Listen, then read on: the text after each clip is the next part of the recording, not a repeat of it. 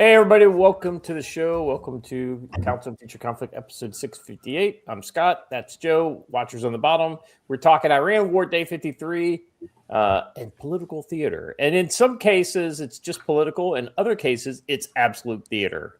Who knew? Guys, was it on your bingo card for the what is the first full week of the new Attorney General? And he's already got more indictments lined up than the previous one had in the last year. I mean, it's almost like stuff was not being acted on. Slow one. Let me know when he repeals the NFA. I'm with you there, brother. But as abused children, we are in the position now where anything that even smells like candy is like a new dawn and a new day. Right. Anyway, I love it. My YouTube rejected my own comment.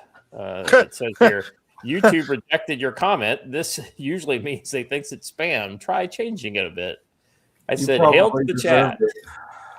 That's all he said was a hail to the chat. Huh. Right. Guys, how you doing? Joe, you've had an exciting couple days. I've had a very interesting couple of days. Watcher, if you have the first photo, let's pull that up.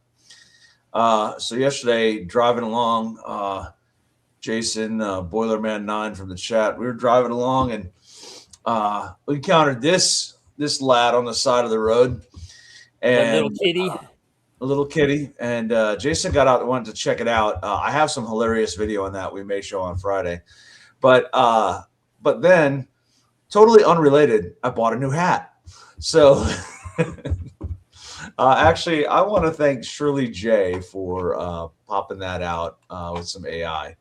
But it was pretty cool to actually see a mountain lion in the wild. You don't see that very often. But it was very cool, and it was really just down the road from here. What's funny is as we're talking about it, I'm like, wait, this is literally the exact spot where I take the students from Swan Mountain Outfitters, and we do land navigation right through here. So it always opens your eyes to the fact that there are things in Montana that will eat you, and you have to be prepared for that. Right. Yeah.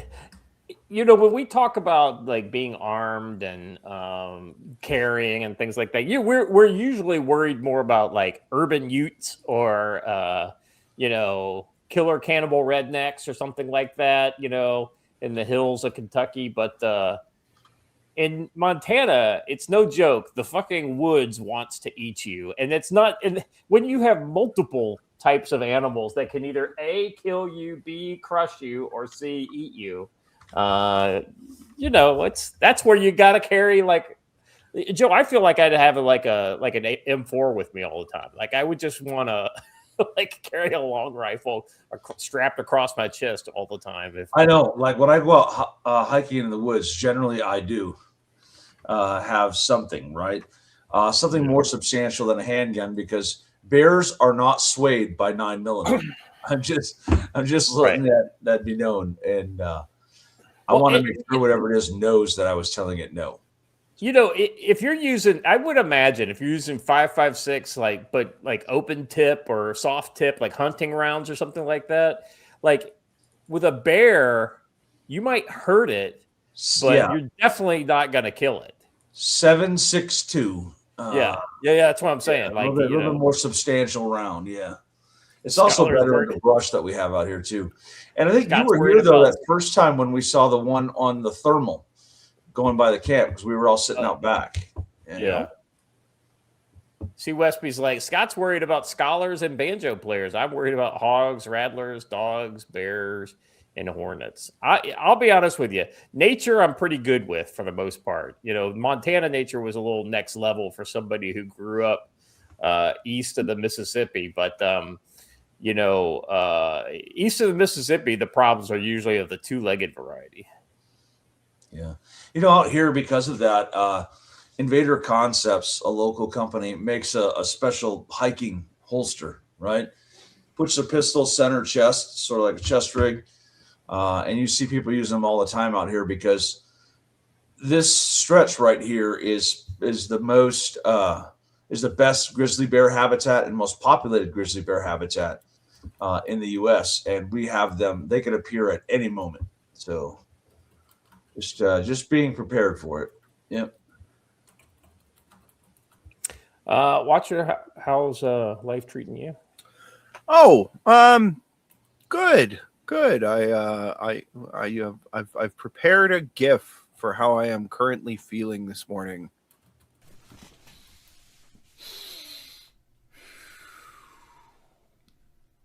Fuck you! I was right. Fuck you! I was right. Fuck you! I was right.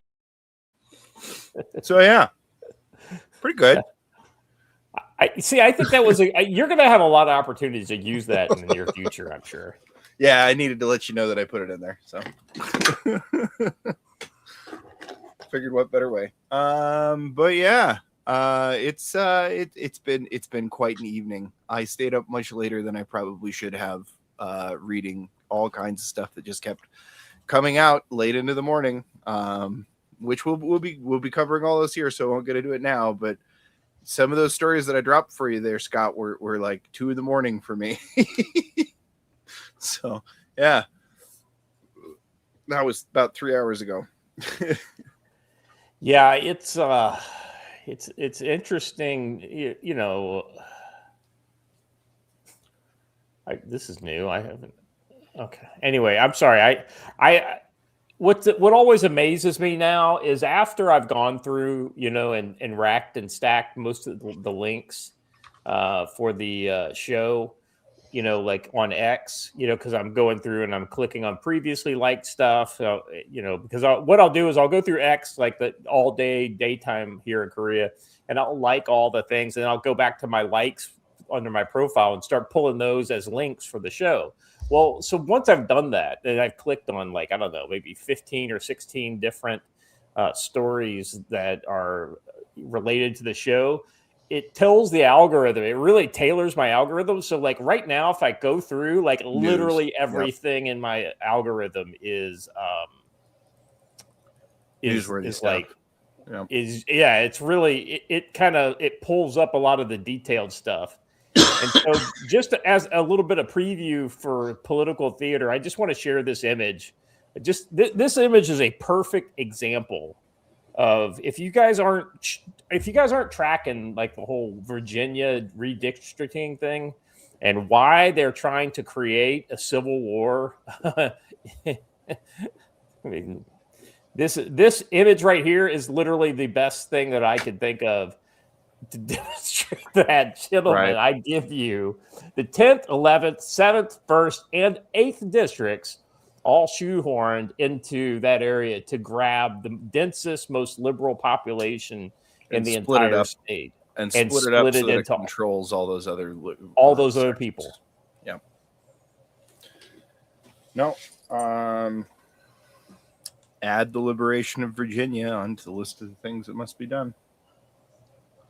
It doesn't make a lot of sense. Huh. I wonder who all lives in that circle. Weird. I know, right? That map gets a lot more interesting when you add what's on the other side of that circle. Yeah.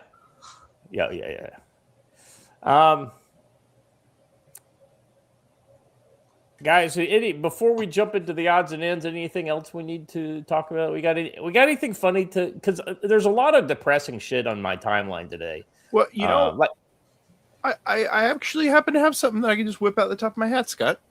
Yeah, let's see it, buddy. Well, I mean, I've been talking a lot with Japanese, and they had a message for everybody. And it turns out there's an old meme that expresses that message better than just about anything. So you need a little motivation? Here you go. Don't worry, there's subtitles. Oh,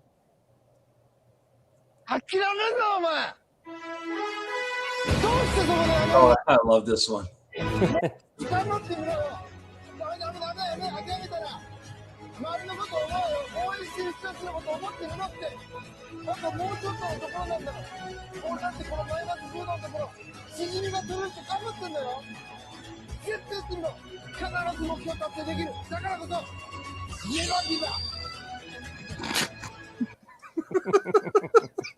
Bonsai.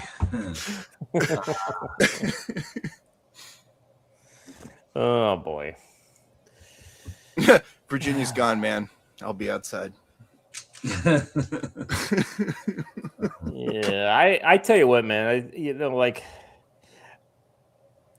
I think what I think is so funny about Virginia is how they're trying to kind of present it as like, oh, this is just a temporary thing until the census is able to. No, it's not temporary. This is literally what you're going to use to continue going forward.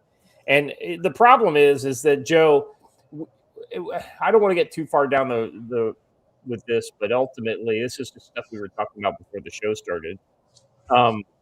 Ultimately, with Virginia, like I saw several Republicans commenting, and specifically there were two. Was it Scott Jennings and some African American guy, black guy on CNN? He was conservative, and they were doing a good job. But the one thing that they said that I completely don't agree with anymore is they're like, we wouldn't do this to you. We wouldn't take away, liberals' votes away from you. We wouldn't go for, and that's why you lose. We wouldn't take a 50-50 split state and only give you 9% of the representation. And that's exactly right. That's why you lose, right? They won't tolerate us. Like, let's be honest. They have an artificial exterior point of view that does not originate from within the Western tradition. It comes from this kind of collectivist meld, like Marxist, Maoist, kind of idea on taking from everybody and giving to nobody, right? And so we've got to purge that from our culture. And the only way you do that is by denying them the ability to foist that bullshit on any of us. Hey, I have a question. I already had permission from the person in this Boilerman09 in the chat. Y'all want to see the video of the cat encounter? Yeah. Do you have it? Yeah. I'm going to share a window here, Watcher. Share screen, window. Here we go. Share. Sounds good. I just want to put a little bow on what Scott said before we move on, which is you can either disenfranchise them or they will disenfranchise you. There are no two ways about it. Oh, yeah, 100%. They will deny you the vote. All right, here we go. This, by the way, is from the Red Tiger dash cam. So, is it playing? It doesn't appear to be playing, does it? Oh, there we go. Yeah, there it is.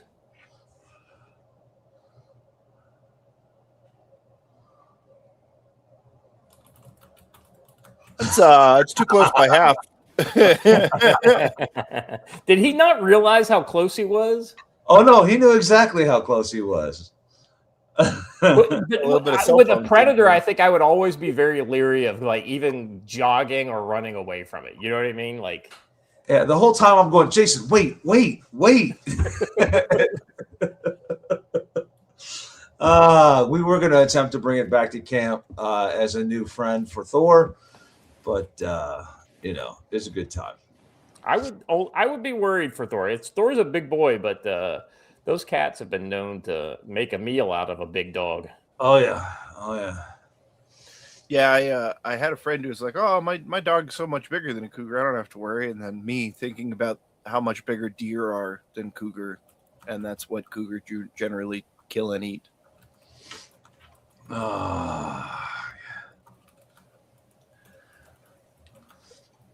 All right, let's jump in to it's backwards to me.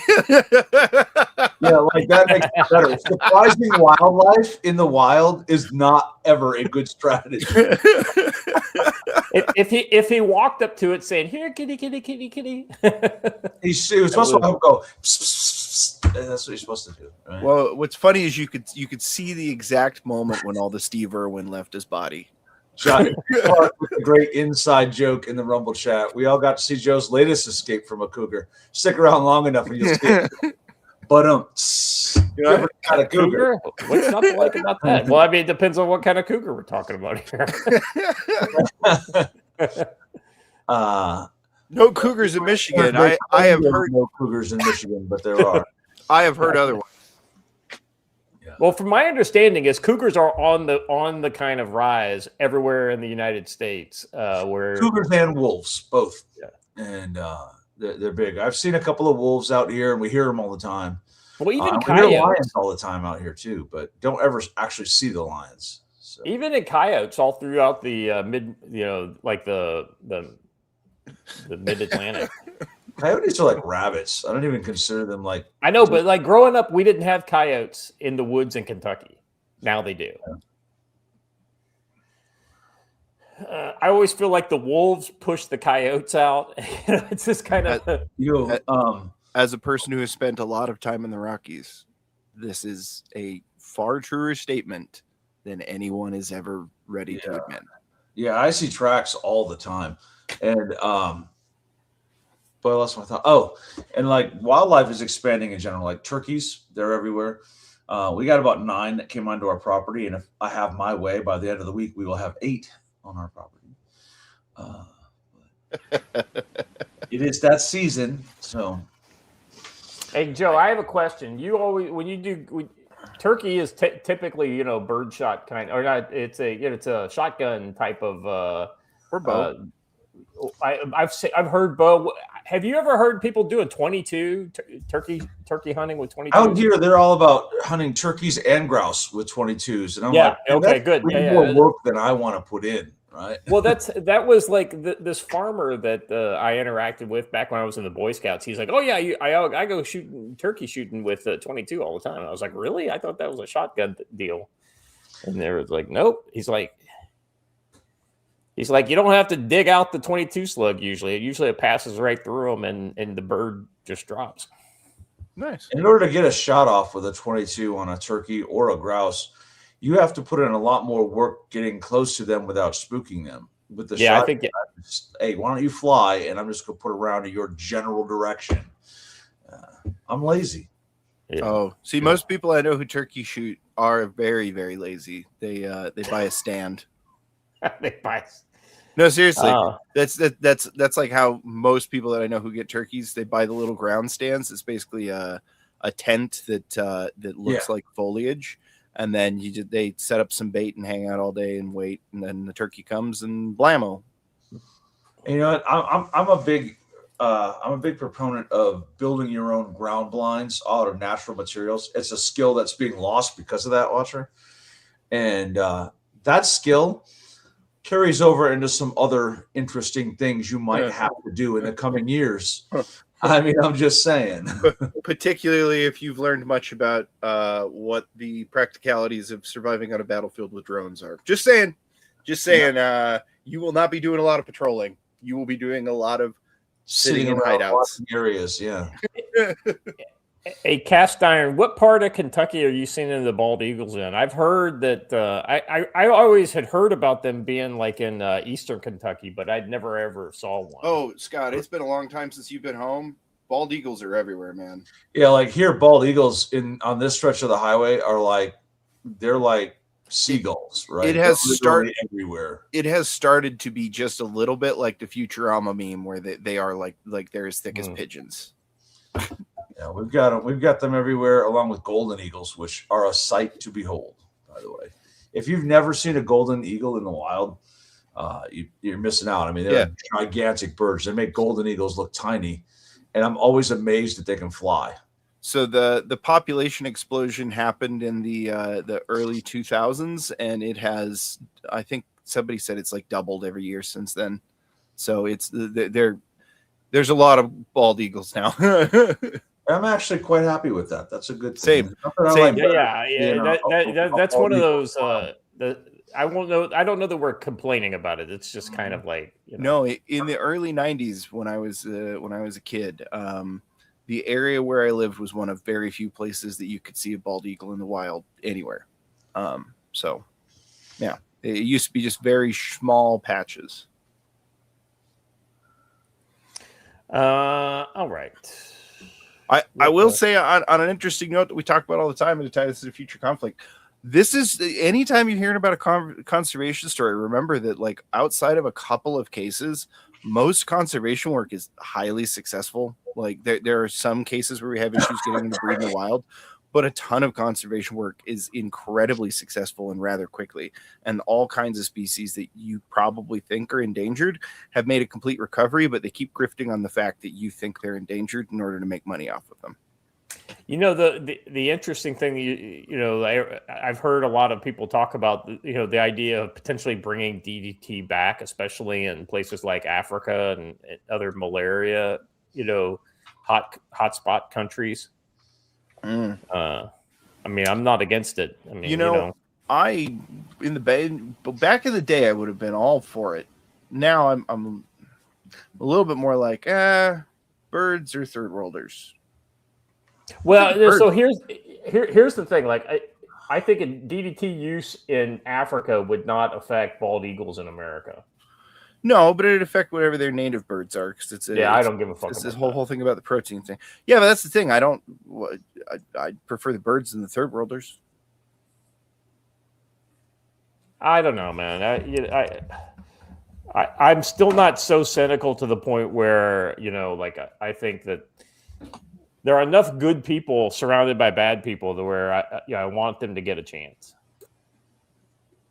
That's great. They can have a chance. It's kind of like, let them do it. If they can figure out DDT and do it, there you have it. There you have it. That's my point. If they can figure out DDT and they can figure it out themselves, I don't care what they do. It's their own. They should be able to figure it out because they were the Egyptians. They were all kings, and that's right. They're all kings. But I think we should be done. Scientist kings. I think we should utterly be done with the whole Henderson and the Rain King play thing that we've been doing over and over again cyclically for the last several hundred years.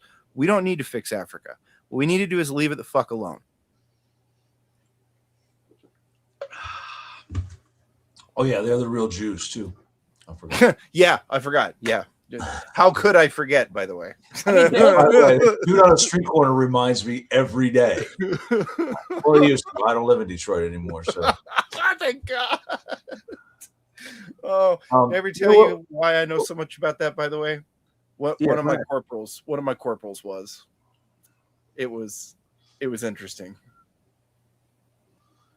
You know what? I actually am remiss. I should have mentioned something during the earlier introduction. Earlier this week, Monday, I was asked to come out and meet a local political candidate running for office. And it turned out to be a great group of young men forming their own Young Republicans chapter and trying to make some changes in local politics. So I'm going to help them out however I can. Listen, the big takeaway I want for everyone in the chat to get is meet each other. Get out and go meet each other in real life and spend time together, break bread, share a meal, maybe sit around a fire, and develop those connections. And it's vitally important. They want you to be afraid to meet each other. They want you to be afraid of the feds. Defy that and actually get out there and meet each other.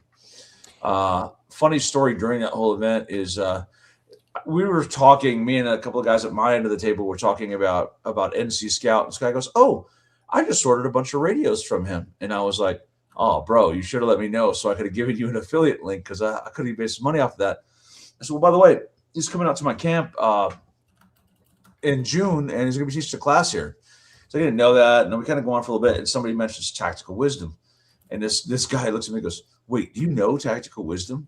And me and the candidate bust out laughing because he knows the joke, right? I'm like, "No, I am tactical wisdom." This dude went total fanboy. It was like, "Oh my God, I have all the books." Oh my God, I'll sign them for y'all. He goes, "Man, I can't wait to tell my wife." And I'm like, "Easy, it's not that cool, okay? I mean, just a dude, but hey, thank you for being a fan." So, Kyle, appreciate you, man. Tell him he can check you out every Monday, Wednesday, Friday on the Council on Future Conflicts. Yeah, right. So I gave them all links to the show and told them all to come and watch. So that's awesome. Good dudes, great bunch of guys. So, hey, I was going to type this. Hold on a second. All right. I went ahead and typed it, but I'll say it anyway. So this is like Cast Iron. You're clearly in Kentucky, it sounds like. And if anybody else here in the chat is in Kentucky, hit me up in the DMs because like I'm going to need some buddies when I get back to the States that are not in Montana because, they like to live in the corner of the country. So like, I don't have no idea how long I'll be in Kentucky, but one of the first things I want to do once I've been there a month or two is to get away from my family that I'll be sick of after the first week and go on a hike or something. So if any of you guys in Kentucky want to go hiking and know some good trails, let me know. I haven't been hiking in Kentucky since my Boy Scout days.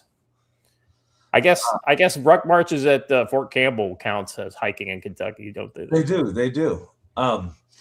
Be Prepared shares another story about that. We were all having lunch at it's up there. He says, "Are you the Joe Dolio?" That was classic.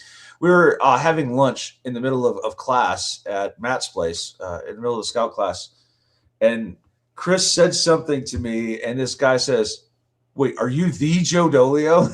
And we all busted out laughing. And I now even have a name tag that says the Dolio. Well, you know what's funny, Joe, is that I can totally see that because you've got more fans through your book than like you do on YouTube and things like that. Yeah. Like people only know me through YouTube. And remember, what was it? I can't remember his name. The mechanic or something like that. Yeah, Mechmedic. Mechmedic said about you. Yeah. He's like literally talking to me face to face for a full day before he realized that I'm the same guy. I'm Scott from Future Conflict. I was like, he's like been hanging out with you for like 9 hours. So it was like, wait, you're Scott. and I it's not like I think I had hats on the whole time. So it's not like I looked, it's like if I didn't have my glasses on and no hat, I could totally see somebody. But I probably didn't have my glasses on. That was probably that was probably it. And and we were having a good time. So that was pretty cool. And that guy later, he was like, during that same lunch, he goes, "I can't believe that I'm sitting like between NC Scout and Tactical Wisdom." And we're like, "Dude, you really need to relax. We're just guys. It's like it's not that cool." But then that poor lad later in the evening, I introduced him to the joy that is Malort. Oh no. Oh Lord! Yeah, I don't think he likes me to this day. So. I still, I'm surprised, Joe, that I was able to successfully avoid the pitfalls of pear moonshine when I was at the. Despite me and Jim's best efforts. I'm always down for something crazy. Like, because I don't drink, like, I hardly ever drink anymore. Right. So it's like when I do drink, it's like I'm up for a good time. Right. Like, and I'm a cheap drunk too. Well, I noticed the change in you because you got to the point where you noticed, wait, I'm getting out there. I'm going to dial it back a bit. I'm going to dial it back. I was like, full steam ahead, baby. And so was Jim. I forgot that old Hong Kong was there that day too. Johnny was there. That was an all-star get together. Rick was there. Yeah, probably wise. The worst alcohol experience I ever had in my life involved pear-flavored tequila. So, that doesn't sound good at all. Just avoid pear beverages in general. I think that's a safe bet. I think the funniest part about that night was that J-Stuff was trying to make a roast over the fire. And like it didn't get done until 2 a.m. And then we were all in a condition where we ate it in like 4.5 minutes. Well, gents, are we ready to get the show off to a explosive start? That's a good segue. Yeah, that's a very good segue. So, all right, this is a CCTV broadcast of and then the account that is commenting here, and I'll read all three of the posts, is an Indonesian account. Now, so anyway, I just want to, before we play the video with the girl talking, I just want to make sure you know where all this is coming from. So this is very our side versus your side. So let's give this a play here. Okay. So before we do, I have to say, somebody said pear cider would be bad. That's called Perry, and you're right. That's actually not terrible. I was going to put this in the chat, but let me just say this. At Doc 253, you are the celebrity I wanted to meet. I mean, you are the dad of the Clark brothers who showed up with the famous Hawaiian shirts and leather case. If you know, you know. I need to meet him. I might need to buy a boar. And amid Was this that at our increased meetup attention in Louisville? Yeah. The Hawaiian shirts. So didn't somebody wear Hawaiian shirts to Louisville? Yeah, the Clark brothers That's what I thought you were referring to. But then I was like, with the leather case at the hotel bar. Indonesia on Wednesday, yeah. Okay, gotcha. I remember now. Yeah. they blew up 41 vessels suspected of illegal fishing. Now, one of the fishing boats was from China. Others were from countries including Thailand and Vietnam. Now, China expressed a serious concern over the policy. This is Since so taking good. office last October, President Joko Widodo's administration has blown up dozens of foreign vessels as part of his Get Tough campaign against illegal fishing. Does this not come right after we signed a security guarantee with them as well? Yeah, we did recently sign a Indonesian security agreement. So let me read what the account here. This is an Indonesian account, so clearly he is pro blowing up illegal fishing ship boats. He says, Indonesia showed that the Chinese sea doesn't belong to China. It cannot trespass as it pleases. Indonesia blew up illegal Chinese vessels operating in its water. All ASEAN states have been tolerating China's wrong actions. Let's teach China a lesson. Big talk from Indonesia, but hey, I appreciate it. Can I tell you, the only part of this I don't like is that those are perfectly good boats that you could have used for your own fishing fleets. All right. China thrives on hooliganism. We shouldn't let China do with a free pass. Every time a Chinese vessel illegally enters our waters, it should be sunk or blown up. I like this guy's vim and vigor. Mm-hmm. A fragmented approach weakens the bargaining power. Collective diplomacy through the ASEAN can strengthen regional voices. At least this guy did not use any AI to write this. The grammar is way too bad. But that just gives it more authenticity as an Indonesian X account.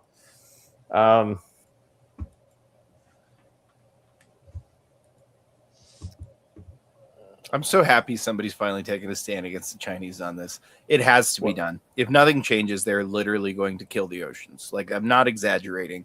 The way they're doing it is strategically designed to suck up enough that nobody else will be able to fish. Well, what's interesting about this is that they did this on the same day that the exercise begins in the Philippines. Therefore, for China to send any sort of a response towards Indonesia, it would need to transit right where the exercise is ongoing. Very smart move by the Indonesians. Speaking of Indonesians, Joe, I thought that was a pear slice, not a pineapple slice in the No, there's a pineapple at the very bottom. Was it pineapple? Yeah, I didn't eat it, so I can't believe he convinced him to do it. He did, and I was like, we didn't actually mean that. You know, for some reason, not only did that guy, but that session reminded me of the time we were doing flaming Everclear shots, and one of my buddies had like, he's like, I'm going to do another, which is always a terrible thing to say when you're terrible idea. and he ends up splashing it on his face. And he didn't blow it out in time. So it's like you have to blow it out as it's coming up and then drink it, right? He not only didn't get the blowout, but he also missed the drink shot, right? And he had like flaming Everclear on his. He was just like, "I'm on fire, guys! Look, I'm on fire." That is how you start a bar fire. Yeah, that's a bad idea. Although I recall us having a very controlled evening of soju and Baja Blast here on the back porch. Oh, that was wonderful. The nice thing about soju is you actually get to sit there and drink it. Right now, it'll get you drunk, But whether it's drunk or chemically poisoned, I don't know which happens first with one or the other. One happens. It's like chemotherapy. One happens just slightly quicker than the other. Right. Well, hold on. I have to admit the way we were drinking it with the Mountain Dew, I think that probably we go chemical a little faster. Just saying. Hey, Derna, I'm just saying, if you got a 6-pack of Zimas, man, I'm there. Oh my God. Talk about things from the past that do not need to come back. That's one of them. I feel like being able to talk about Zimas is like our version of Quaaludes, right? Things that or widespread back in the day, but they I don't know disappeared. why this is happening, but did you guys see that Mad Dogs are currently making a comeback amongst the youths? But Mad Dog never disappeared. It's always there. There were always people drinking. It just There's wasn't always in folks vogue. with only $3 who want to get drunk.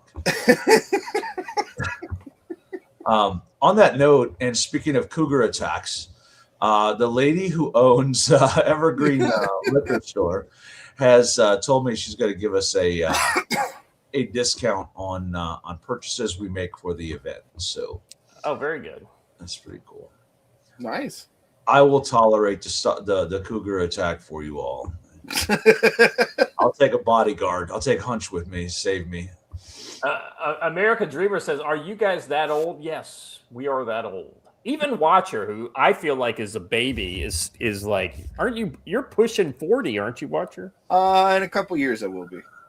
That's what pushing 40 means, Watcher. It's like Yeah. you're 38 or something like that, probably. I don't know how old you are, but that would mean pushing 40, not, you know. CWSB, I did that as a joke. You're going to be fine. I just muted CWSB. For his comment. Message was removed by moderator. Come on, Joe. He said that's called a senior discount. All right, I'll bring him back. He's back. Oh, we have a lot of muted people. I Yeah, never there's a looked lot at of the people muted on that list list. before. All right. Well, I don't have a smooth I want to transition. stab you. All right, well, I don't have a smooth transition into this next one, except for, I guess, maybe let's play a game. DC or Cambodia? No, not Cambodia, Congo. DC or was it Kinshasa?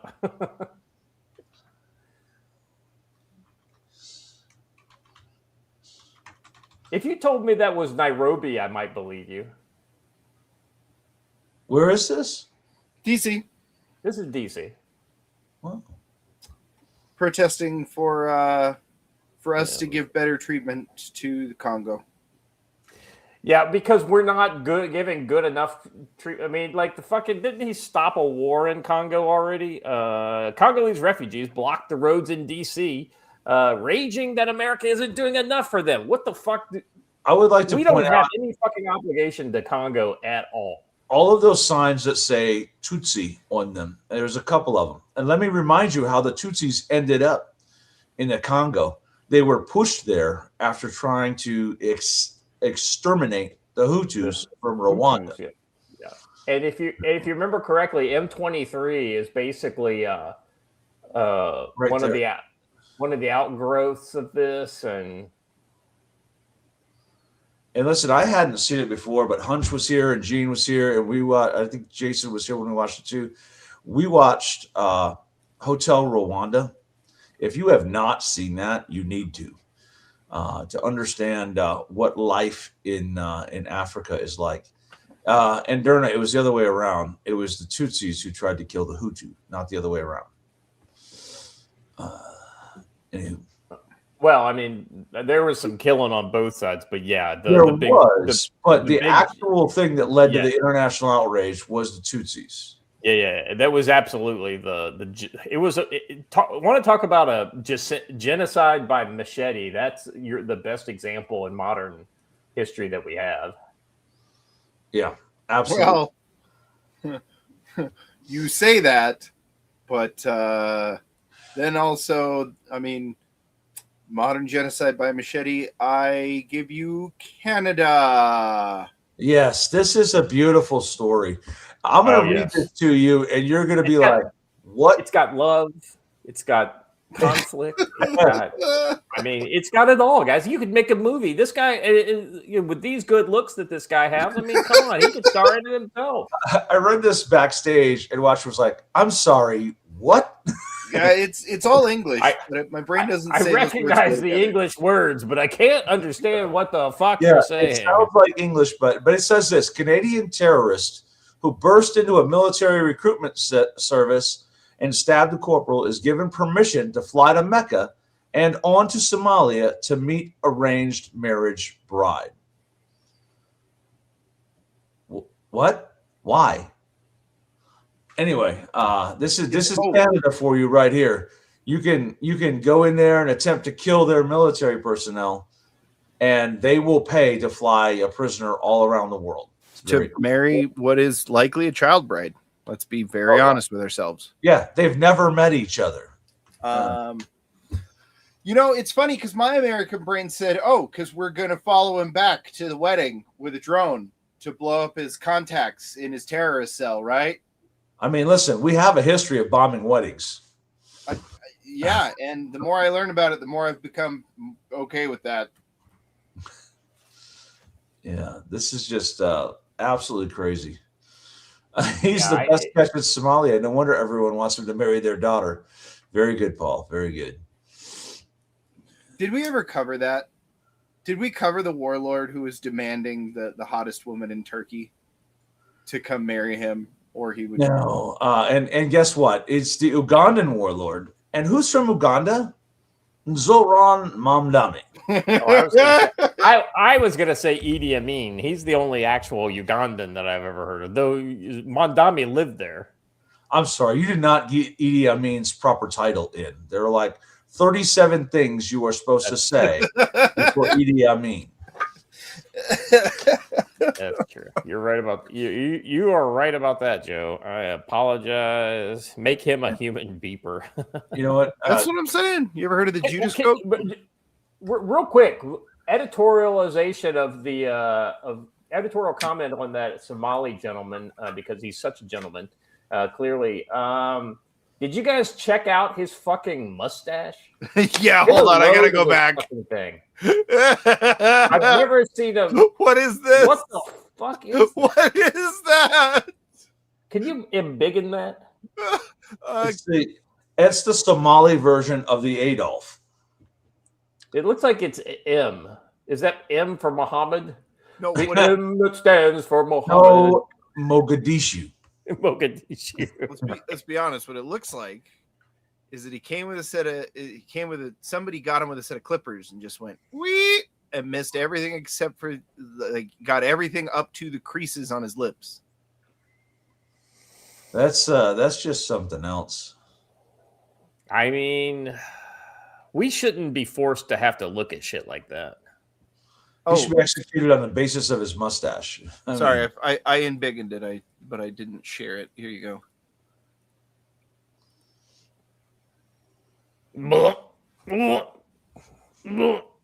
Sorry. Stop. Wait, what's up with his lips too? Oh yeah, look at that. That's sort of a whole Somali face in general. You know what? Jay Clark raised one issue on here I wanted to address. It says, hey, we just let a guy off for driving to police recruits. Not just a guy, like an illegal alien who was drunk, who intentionally drove into a row of police recruits. And we just kind of shrugged our shoulders and was like, oh, it was a mistake. Oh, yeah. Accident, guys. No harm, no foul. Yeah. I guess... Did you see that Democratic representative, I think she's from Florida, has now resigned from Congress? Did you guys see this? I said that to you in the back. No, I heard about the $5 million. I just didn't know she resigned. I guess I missed that. I led with she resigned after. Yeah. Yeah, I probably just sold a $5 million and poof. Yeah. Fucking crazy, man. And there's just something about her. I can't quite put my finger on it. I know, it's almost like she has something in common with most of the criminals in the United States, and I just wish I could figure out what it is. Oh, it's that she's from Florida. That's what it is. Oh, I thought she as at one point was an urban Ute in her past. She was a queen. She was a queen. All right. She's clearly Egyptian, of Egyptian derivation. All right. Shall we move on? Looks I tell you what, man, well done, Gene Rogers. Well done. I'm living through the whole kind of like, getting more spicy as I get older. I mean, in real time, I can see it, and the I don't give a fuck factor, especially as I get closer to my retirement, is just getting bigger and bigger, and I need to keep my fucking big mouth shut. Facts. All right. We reported the other day that there was some local groups in Gaza giving Hamas the business. If you remember, that was Mossad Monday. And since then, in the last 2 days, evidently we've seen some action, if you will. And I fully believe there's video down there. I'm gonna read most of it. They're definitely getting their war on between these groups and the Israelis. If you don't think that the Israeli fingerprint isn't all over these groups, they've basically said, listen, we're going to make you guys rich, but you got to get rid of Hamas first. Man, I saw one dude take a round there a little bit further back. That looks like a neighborhood I'd be willing to die over, doesn't it? Joe, it's a fixer-upper. It's a fixer-upper, yeah. I want to start singing the fixer-upper song from Frozen. It's like it's definitely. There's probably a Zillow ad for that building in the background that says "needs work." Yeah, great view. Needs work. Yeah, it does look like a tracer hit that one dude. Yeah. Let me read this here. Is Hamas still combat effective? ? Over the past few days, anti-Hamas militias operating in Israeli-controlled eastern part of Gaza have carried out daring attacks against Hamas in Red Zone, seeking to probe the terror group's defensive and inch closer to areas where the population is currently concentrated. Though these militias have enjoyed some direct and indirect Israeli support, come on, we know. Though these militias have enjoyed direct and indirect Israeli support, this latest operation appears to take place without any air support from Israeli military. Yeah, but probably ISR, right? Kind of the eye in the sky. I bet the air support would have been there if they needed it. Yeah, if they started getting their asses kicked or something like that, just one well-placed hellfire can put a stall in. Washer, you need to go evangelize to these people from the Washer School of Horizontal Photography. Every time. It's such a sad. You know what? We need to start a 501c3 on this, Joe. Yeah, I know it. You know what else I decided we needed to do with you in photography is get photos of you, grainy photos of you walking around in the woods. Yeah. 3/4 away, right? Yeah. But looking back. Yeah. I think the graininess of this video you just shared is kind of the level of quality we need to get. That's what we need. Put like a sepia filter on it or something that gets it just kind of, prove that when Watcher stands next to Joe, like in the distance, see that 7-8 foot tall man standing next to Joe, way out of the other end of the field over there. That's Watcher. He's so blurry, but he's so tall. Mention diversely marginalized populations in 2023 and USAID would have funded you. It's the sad truth.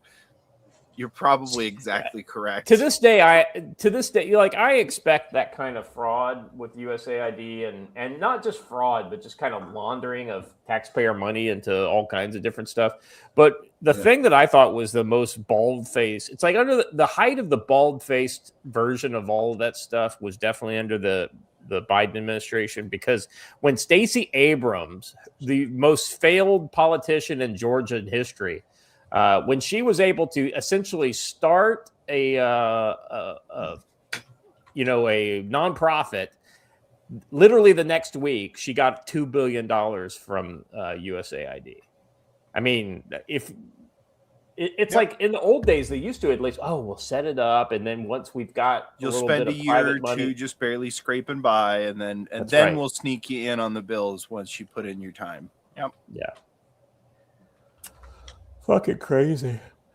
Still a question about are tracers just as lethal? Yes, it's literally just a regular bullet with a bit of incendiary chemical on the back that burns as it flies, giving you a visual signal. So, as Derna points out, the main problem with getting shot is that you have a hole in you and the blood doesn't stay where it's supposed to be. tracers add the element of potentially catching your clothing on fire while that happens. Even better. And with flesh wounds, there is anecdotal reporting of like a cauterization.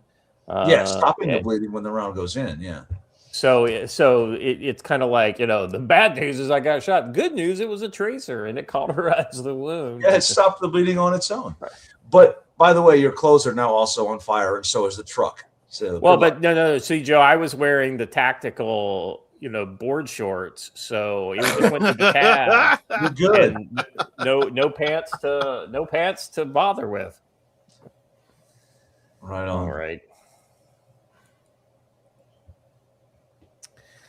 All right. You have gone on to the segment 1 without Joe talking about tactical-wisdom.com. Yes, let me implore you all to go to tactical-wisdom.com and check out the training courses page and take a class. Come on out. Take a class. We've got them wrapped around a couple of different things going on. We've got a lot of classes that are 1 day, 2 day, and half day. And those enable you to come and hang out here in the Flathead National Forest, doing all the National Forest things while learning things. You might even learn how to fight with a combatives class or learn fieldcraft. We have a lot going on. So check out that and check out the training courses that we have. You can also buy books there. And if you notice there's a little bit of a gap from June 9 to 11th, fieldcraft. And then June 19th through 21st, community security apps. The 12th through the 17th, we'll have NC Scout here doing radio things all of those days.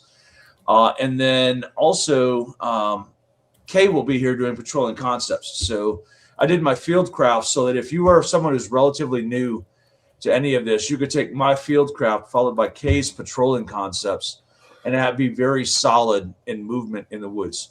And Heimdall, yes, there will be classes right before and after Mountain Readiness West.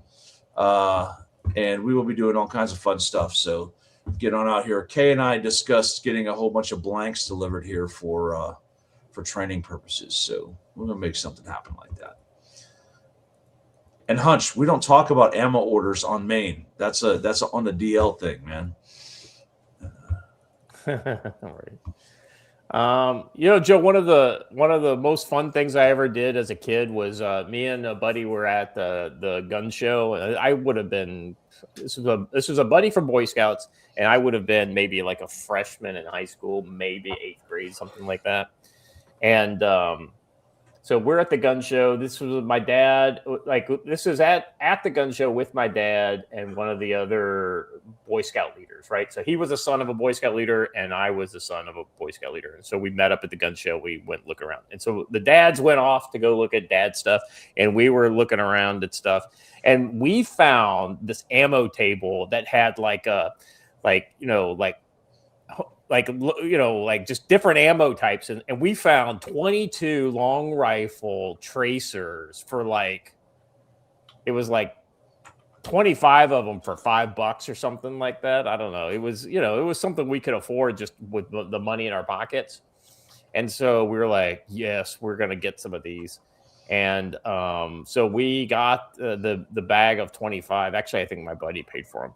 Anyway, and so, but we didn't tell my parents, right? And we didn't tell his parents. And so the next, like a week later, he had a field or whatever out behind his house. So about a week later, I come out there to his place, and we took these fucking 22 tracers. It was like a Ruger 1022, right? So semi-auto, so you could rapid fire it, right? And so we were shooting into this brush pile, shooting the tracers. We're like, holy shit! And it was at the right as the sun is going down, so it's partially illuminated, and we're shooting these tracers into the brush field.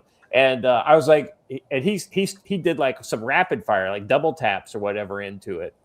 And I was like, watch out, man, the tracers might catch that brush on fire. And he goes, yeah, we wouldn't want that. Let's try this. And he elevates the rifle 20 to 30 degrees. It goes pop, pop, pop into the sky. Oh, boy. These trenches go flying. I'm like, dude, where are those fucking rounds going? He goes, I don't know. I was like, oh, fuck. Look cool, though.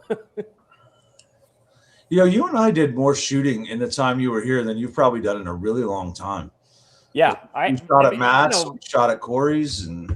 Well, the funny thing is the Army makes shooting like not fun. And so I wouldn't say not fun, but it's just onerous, right? It's kind of like, and so it's, When you get back, I'll have to hook you up with Corey again so you can. Yeah. I would love to go hang out with him. Anyone who has a saw in their house is a person you want to hang out with, and multiple RPKs, right? You guys lit the grass on fire, didn't you, Scott? Got I do have a grass on fire story if you ever want to hear that hunch, but maybe I'll save that for our the next time we all get together. Oh, Scott and I shot some exploding targets in Kentucky. We also shot Coke cans. If you've never shot a Coke can, that's very dynamic, by the way. Yeah, any carbonated drink is a good time. Let me tell you, especially when you hit it with a 7.62. Yeah. I think the funnest one was you hitting that one with the suppressed 22. That was pretty cool. Yeah, that actually worked out really good. The PKM was it not PKM? It was RPD. RPK. That's right. I get it. There's three of them. I'll just say all three of them, and eventually it'll come out. We'll get one of them. It'll be one of them. All right. Let me do the brush beater script for today. All right. In the midst of America inching closer to domestic division, I love that instead of civil war, domestic division. I see what you did.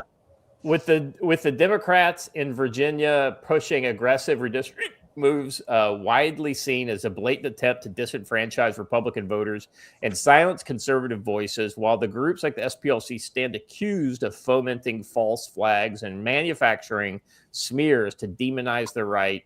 The risk of political strife turned into open conflict on our streets grows real by the day. When elections are manipulated, narratives are weaponized, and trust in institutions collapse, normal communications can vanish fast, leaving communities isolated and vulnerable. Brush Beater Store gives you independent tools to stay connected and in control. The RT950 Pro is a high-performance handheld radio featuring built-in spectrum analyzer to scan frequencies, detect unusual activity like an early warning system. It offers wideband coverage, including CB, ham, GPS for coordination, and strong transmission power to keep your family, group, neighborhood securely. Can you do MERS with that, Joe? I would assume you could, right? Yes. Yeah. It's in that kind of bandwidth, right? Yeah. Yep. 100%. Let's see. Back it with the RTO 3-day course. Let's see. This course will turn capable gear into a real operational strength when political games escalate into domestic strife. Get the RT950 Pro. Build your net at brushbeater.store/collection/handheld-radio-HT. Enroll in the RTO course at brushbeater.store/collection/training. Use code CFC10 for 5% off all radios, accessories, and courses. Orders over $100 shipped for free. Big thanks to Matt at Brush Beater Store for powering the Council on Future Conflict as Democrats push into the disenfranchised Republicans in Virginia and the SPLC foment smears that drive Americans closer to the edge. Head to Brush Beater Store, enter code CFC10, and build the connected, capable security presence your community needs. Now, back to the show. All right. Yeah, when shit like this is going down, I mean, they're basically you have to come up with alternate ways of securing yourself, alternate ways of communicating, alternate ways of feeding yourself. It's like, think of like society as like level 1. You need to have level 2, so backups. That PACE plan for every kind of piece of your needs, right? Your whole hierarchy of needs. Like if you lose your house, you need a tent, right? you always need to be thinking in backups. Gotta see Westby. I mean, you can go ahead and do that, but maybe you don't have to do that. I don't know. Yeah, I was gonna say have to is kind of or got to is kind of an exaggeration. Here's the thing: you could just keep on doing whatever you were doing, and literally no one will care. Yes, that's right. You should see what tannerite does to a beaver dam. Can I just say, I just remember watching what was it, Duck Dynasty, and those guys hated beavers, and beaver dams. It seems like several episodes were around like killing beavers and destroying the dams and things like that. I saw an interesting YouTube video, and this is kind of frou-frou conservationalists, but it was a talk about reintroducing beavers into Scotland. And all of a sudden, like this traditional Scottish like stuff that had been drained and everything came back, and like they're talking about how like the beavers are actually adding to versus taking away from, like all that kind of shit. It all depends on where you are, and sometimes beavers are a net positive, and sometimes they're a net negative. If you get an overpopulation, they're a net negative. Yeah, I think it's like everything, right? Like good alcohol, all in moderation, right? Yeah. Yep. Like lions and wolves, great in moderation, not so much in overpopulation.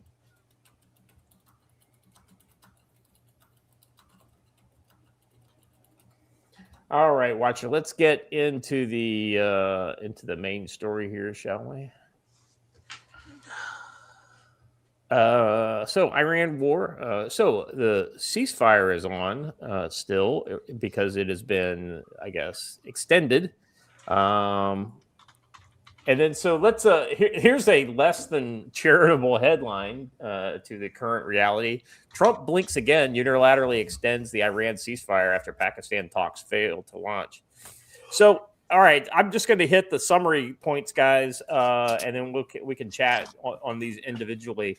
So Trump unilaterally extends ceasefire after Vance calls off trip to Pakistan, says Iran port blockade to remain in place. Tasm says Iran's final decision is to not attend the talks. Which of you guys, I know one of you has got to be super surprised by this. Well, I don't know if you heard the story of how that went down, but Trump. Well, go ahead and let us know. Trump and multiple other people have said that the actual Ayatollah had agreed to it, and they were ready to send their guys to go wheels up, and that was after the Iran had publicly come out onto their thing and said that they weren't going to come no matter what. And then apparently the IRGC pulled a last-minute physical veto and said nobody was going. It's almost like the IRGC is the boss, not the civilian politicians. Or the Ayatollah, supposedly. The IRGC boss, the current IRGC boss, is apparently the only one who has contact with the Ayatollah. Yeah, I saw something that some of the civilian leaders were in close proximity to him and said that he had expressed a desire to continue negotiations, but the IRGC are basically saying no. Correct. What I'm saying is that now the IRGC boss is the only one who now has access to the Ayatollah. Yeah. Or at least that's the rumor going around. Yeah, the irony is that when things are in doubt inside Iran, it might actually be smarter to kind of like hold back and to kind of let things let them fight, let things kind of play out before you know exactly who you need to go after. Before you provide them a very visible external enemy that they can rally around. Right. You never know. The pragmatists may go to the people and be like, "Listen, we don't want to hang all these people. We want to stop the war. We want to hold free and fair elections." If they start doing that, we know they're lying, but they may use the people as a base of power against the IRGC. I've been admonished from the chat, and I will accept it, and I will correct this. You're right. I should be saying the gay Ayatollah. I apologize. The gay Ayatollah, yeah. Yeah. I told you I didn't want the job.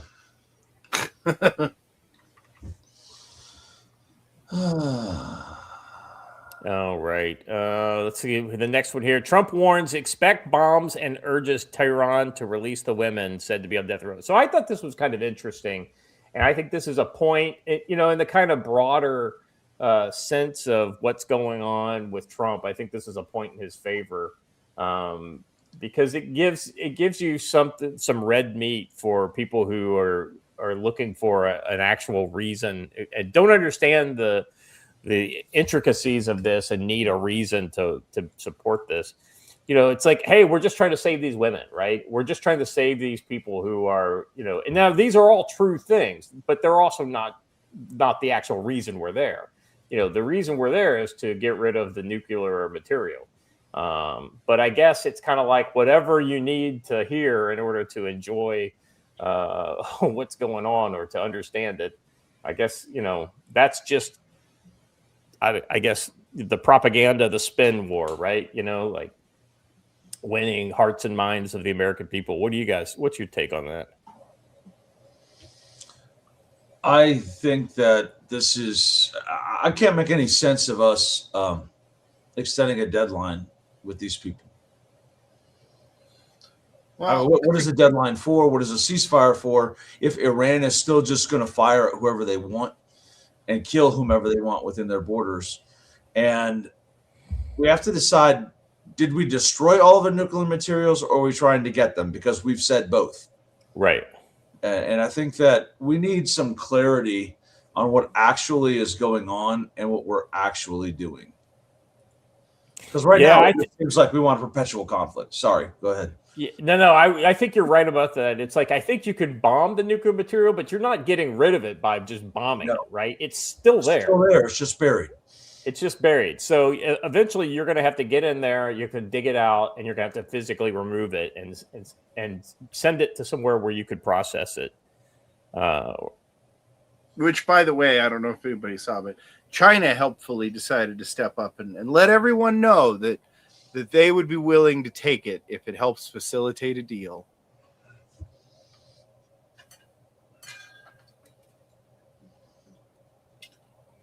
All right, let's see the next one here. Overnight, U.S. forces conducted the right to visit, maritime interdiction, and boarding of the stateless sanctioned MT Tiffany in the Indo-PACOM region, according to CENTCOM. So that's probably out in the Indian Ocean somewhere. That's a vessel either coming into or going out of. I bet it's trying to bring materials into Iran. Well, let me tell you exactly where it was stopped.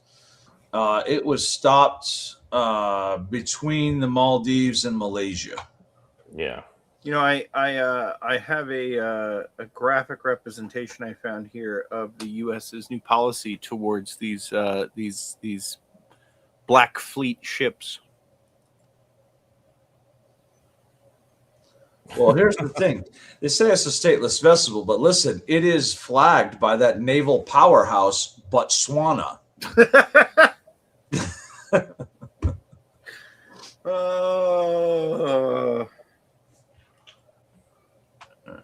Botswana. Yeah. We haven't mentioned it yet, but I don't know if you guys saw this, but India, we played the video, right, where the Indian, I believe it was a tanker, was trying to get through and had paid the tolls and had checked in with the Iranian Navy and still got fired on and turned around. India actually expelled their Iranian diplomats over that incident, and it looks like they're stepping up to maybe participate now. Here's the interesting thing about this tanker, okay? It departed China allegedly en route to Singapore. It's nowhere near Singapore, and it's pointing in the wrong direction for any of that to have happened. So obviously it met something or someone in the middle of the Indian Ocean, offloaded something, and is now headed back to its alleged destination. Yeah.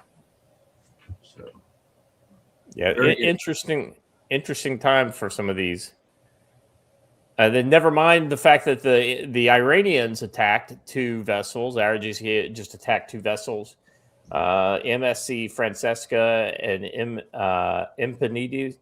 Empanodes seized them in the Strait of Hormuz, including 1 India-bound vessel.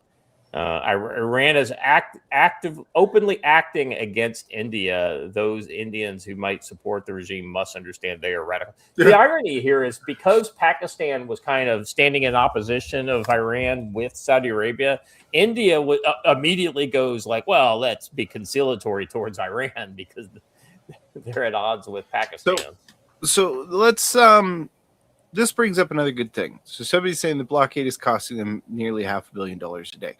That is true. Here's the other side of this. And I looked into this because I'd heard many people say it and I didn't quite understand it.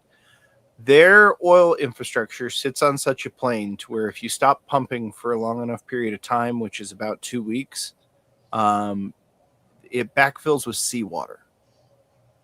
So they have a major issue in that if they fill up on their storage and they can't keep pumping, they're going to potentially permanently lose access to the oil.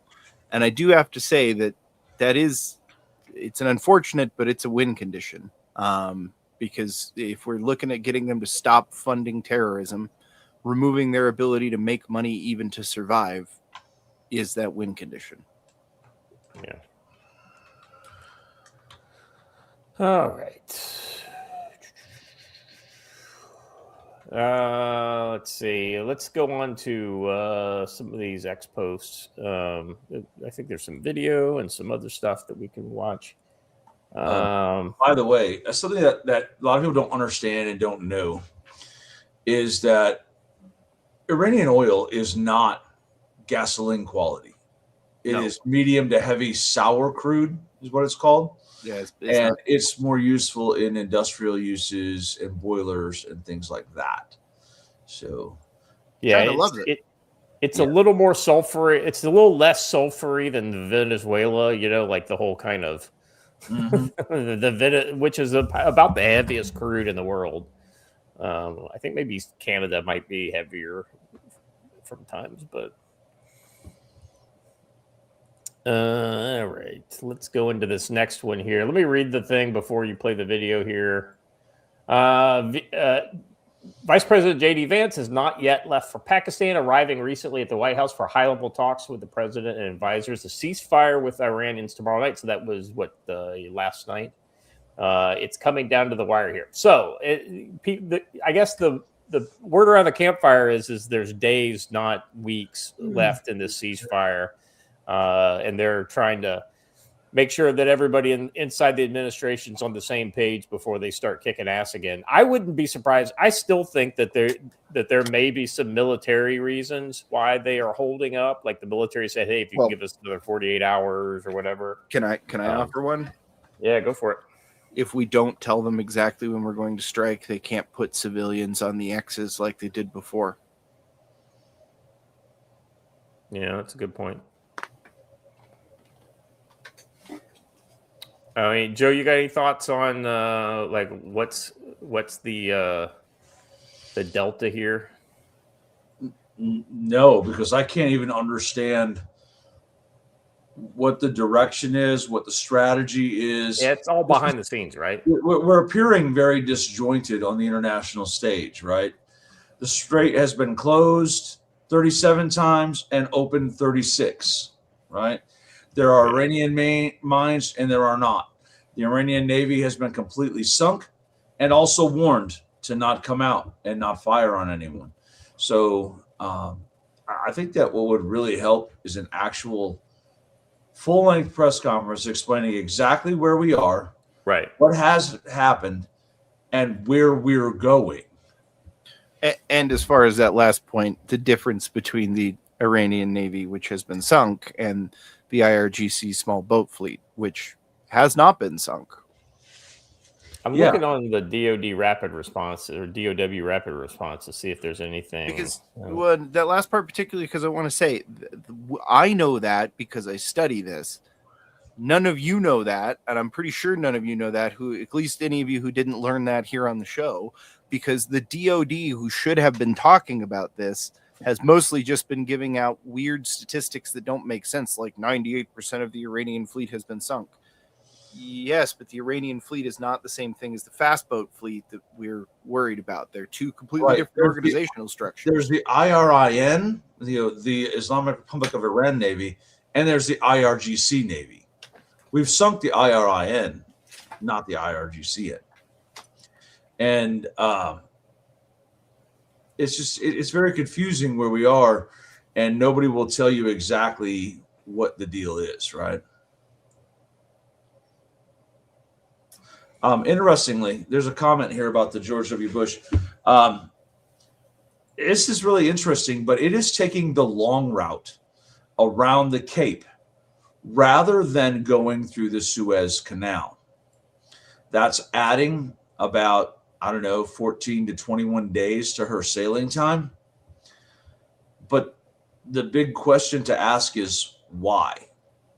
Yeah.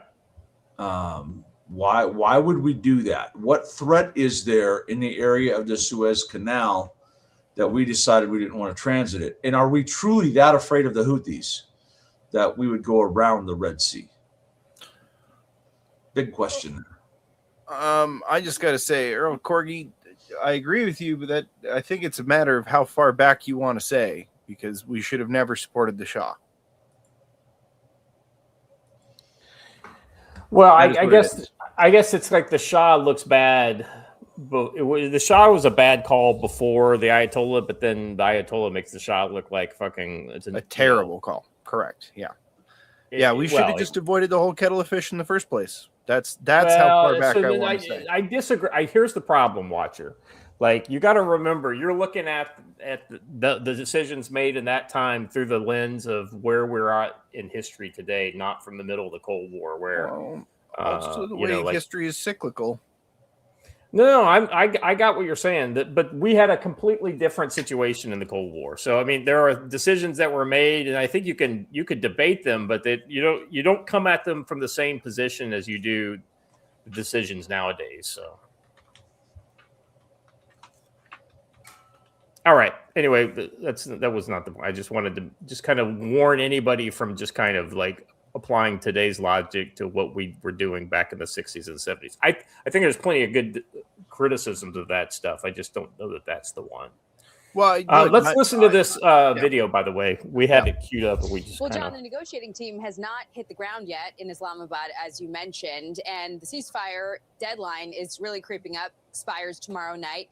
Vice President Vance will be at the White House today for what an official called additional policy meetings. And once the team does arrive, the president believes that Iran will have to negotiate because he says he does not want to extend this ceasefire without some semblance of an agreement. Well, I don't want to do that. We don't have that much time because by the time both parties get there, they just got the okay to go forward, which I knew they were going to do anyway. I mean, I don't think they had a choice. They have to negotiate. The president also said if no deal is reached, the bombing will resume. And he says he's under no pressure to accept anything less than the deal that he wants. Meantime, Democrat Senator Chris Murphy is in the hot seat for promoting a tweet that claimed at least 26 Iranian Shadow Fleet vessels have been able to bypass the U.S. naval blockade. He reposted that with the memo, "Awesome," to which a White House official said, why is a Democrat senator pushing false Iranian propaganda and rooting against the United States military? Disgusting anti-American behavior from a sitting member of Congress. Murphy, with this response, quote, I mean, does okay, anybody Twitter, surprised when this kind of shit happens, though? Well, first of all, I'm not surprised because it's Chris Murphy and he's a moron. Put his tweet back up on the screen, though. He's lying here. He's absolutely lying here. He says, he takes the word awesome and says, well, that's the part that everyone's mad about. That's not the part everyone's mad about. They're mad about him quoting that 26 Iranian ships have snuck through the blockade, and that's false information. That's the problematic part, not his obvious sarcasm. But he's going to try to get out the easy way and say, well, obviously I was joking. He never addresses that he lied, right? 26 Iranian ships have not bypassed the blockade. You know what's funny is I saw this and I thought it was bad. And then I saw people tweeting that, boy, that sure does look like treason. And I thought that it was this. and I found out that it was something else that was even worse that happened that another Democrat did. And I wow, they've had quite a week, huh? Hunt's Dirty Roofer over on the Rumble chat says for $2, he says, Watcher realized that at the time, 1953, 54, when we put the Shah into power, we wanted to put a hard barrier between the USSR and the Gulf Coast oil. Right. So, well, okay. So as long as we're here, let me clarify where my criticism is coming from. George Washington, in his farewell address to the United States in 1979, warned of exactly two things: foreign entanglements and political parties, and said that these two things would be the death of the United States. Hey, guess what? The war in Iran is a foreign entanglement. Agreed.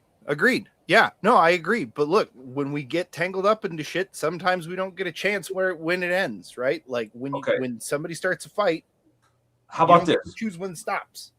How about this? We all are in agreement, and there's no sense arguing with Hunch and you and Scott because we all agree 95%. So we'll just move on. Yeah, I mean, I here's the thing, like, maybe we need to like set a show up like maybe once a week to do this kind of thing. But if we get into an esoteric argument, I'm in alignment with Joe on this one. On these kind of points, we will literally talk about it for 30 minutes, and it's maybe interesting to listen to. And I but agree. It will not. We maybe should pick an off day and just do like a just talk to viewers day, and we can just hash it out or whatever. Well, we could just go. Yeah, we can just answer questions. Maybe we need to get back on the weekend. I'm way more available now. Saturday by the way, show. That would be a good Saturday show. You're right. Just chill with viewers, answer questions, talk over. Might even be a good live show while we're all in the same place with several. I was just thinking the same thing, Joe. Yeah. Especially once we've started drinking. As long as we don't have one certain guy who keeps slipping us notes to talk about what he wants us to talk about. Who also drank all of my red breast. I was just gonna say, as long as we don't have any red breast, it'll be fine, right? Like I hear that's how you make him appear. Well, I do like the idea. I do like the idea of everybody can put a question into the hat, but like the questions with a 10 spot paper clip to it get read first. I like that idea. Yeah. In person, live super chats. All right. If I remember correctly, Hunch gave us a live super chat. If I remember correctly. All right, let me get into this next one here. So, Joe, I mean, like, this is what you do, right? When the Americans aren't hitting you, you might as well just, show off to the people what you've been hitting them with. Look, we still got plenty of our missiles. This is a Korabasha 4 ballistic missile in the middle of Tehran's Revolution Square for everyone to see. Nobody knows that that's actually what it is. That could be cardboard. You know what's my favorite part of this is like, we're going to show off one missile to show off that we've still got them, boys. Like, this is our military parade equivalent right here. Woohoo! The irony, though, is that this is probably a photo op specifically for the kind of people that are there in the square, right? The true believers, like the 10% that may back the IRGC to the hilt, right? It's still a kind of like a bucking up the core, the base of support, right? With the rest of their support is way more, fragile than the hardcore, and so the hardcore want to see this kind of shit. But I think Joe. I think this is probably a mock-up, and if you don't think they can make mock-ups, they use the exact same hardware as the real stuff. They just don't put tanks and warheads. Somebody pointed something out to me that I thought was a good point. So I had been skeptical of like, hey, I'm not from Iran and I don't know what the story is, and I know that expats do an interesting job of painting the picture that they think aligns best with their personal beliefs rather than the truth. Right, I've had that happen in a lot of countries where I'm relying on expats to tell me what's going on. And so I was very skeptical of what you were saying there, that the IRGC and the like don't have broad bases of support. But I heard it pointed out to me this weekend that you can physically see it from the way that they act. They don't act like they have broad bases of support. You don't put cross guards in on every street corner when you have broad bases of support. You don't open secret police headquarters in even small rural towns when you have broad bases of support. That's what you do when you're an occupying power. Huh. Like the United States Capitol Police opening up field offices all over the country? Correct. Huh. Weird. The more any nation relies upon informants and undercover operations, the more tyrannical it is.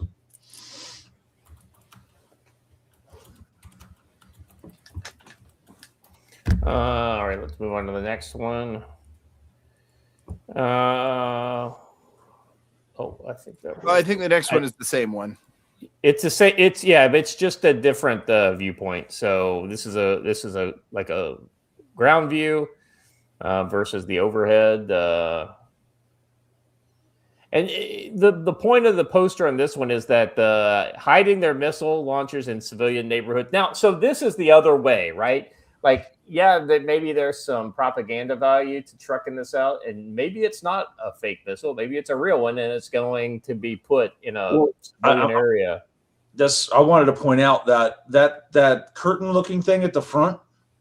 I guarantee you that when extended over the back of that truck, it looks like every other semi driving down the road. That's camouflage. That's camouflage. That's why that's the thing that makes me think this is real.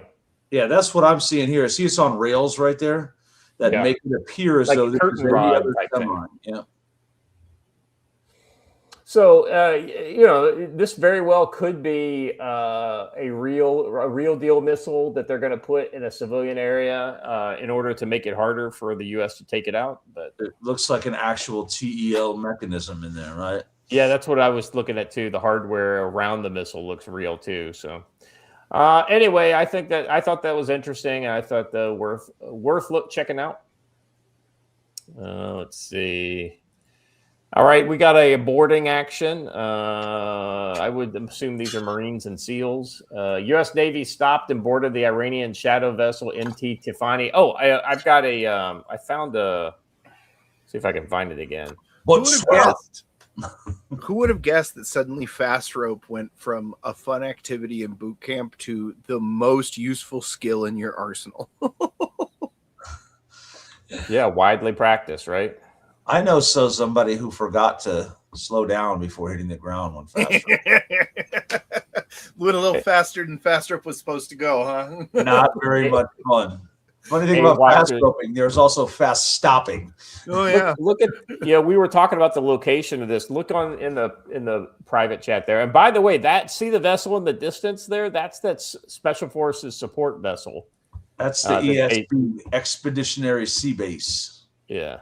So this is the route that the Tiffany was taking. And that's where the map shows her now. Ironically, it says she left China en route to Singapore. None of those places is anywhere near there. So that tells you that there was something sketchy about this ship.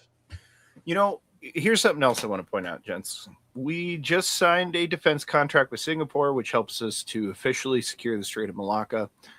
We're doing that right as the Chinese are razor wiring up their embassy in DC, and we are seizing ships that are supposedly moving between Chinese ports but are turning up in Iran. We also appear, if you remember, we've only got 20% of our Navy here. And we have been commenting a lot that, gee, isn't it weird that we all of our mine clearing ships, the LCSs that we would normally see this with, all appear to be over near the Philippines right now. And that's because we're running an exercise there. Yeah. Yeah, you talk about the Philippines. Yeah, that's the Bali Katan's going on right now. I'm just saying that don't allow yourself to be the guy who got, hey, look over here, and then get sucker punched. Yeah. Pull up the marine traffic thing I just put in there about this ship. This is the details on the Tiffany. I wanted you to note something. So you just saw the actual track of that ship. This says that DJK, that's a port in China.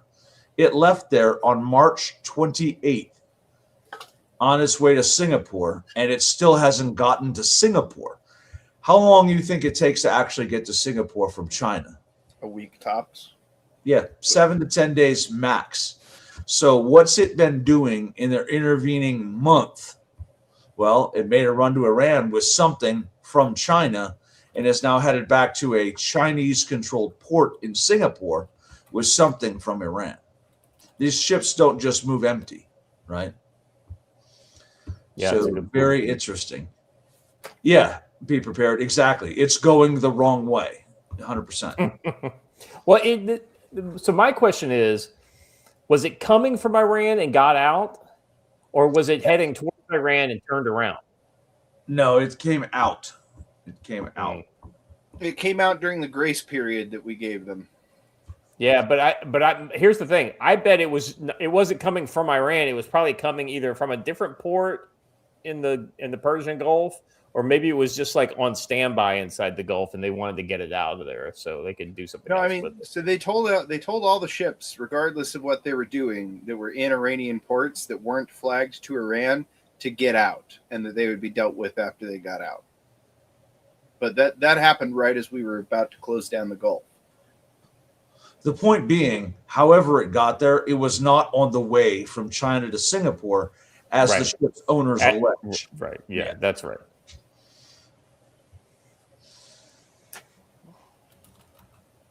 All right, let's move on. Gobble, gobble, gobble, gobble. Oh wait, yeah. So the next is the video that I was talking about. This is the audio and video that are causing issues with India. Navy. This is Motor Induction Marhedal. You gave me clearance to go. My name second on your list. You gave me clearance to go. You are fighting now. Let me turn back. Sounds like you didn't redeem. Sir, do not redeem. Do not redeem. The irony of Indian scammers getting scammed by Pakistani scammers for all their Bitcoin, being told that they're giving it to the IRGC. There is just some karma. Isn't karma a Indian concept that is now biting them in the ass? It is. Yeah. Do not redeem.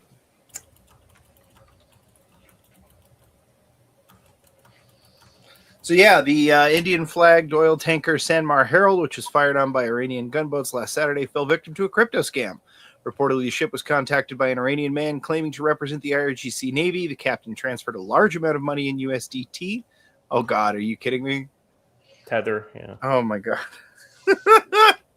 And was granted right of passage. When the vessel arrived in the Strait of Hormuz, it got fired on by the actual IRGC Navy, who had not issued permission for the ship to pass. So let me just offer a piece of maritime security consulting advice that I'd normally charge someone a couple $1,000s for. If they want you to pay in crypto, it's not a government.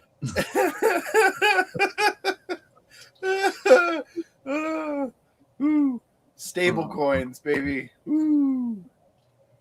I mean, stable coins have their usages, but if you're a corporation like this dealing with a terrorist government, you're most likely going to lose your money.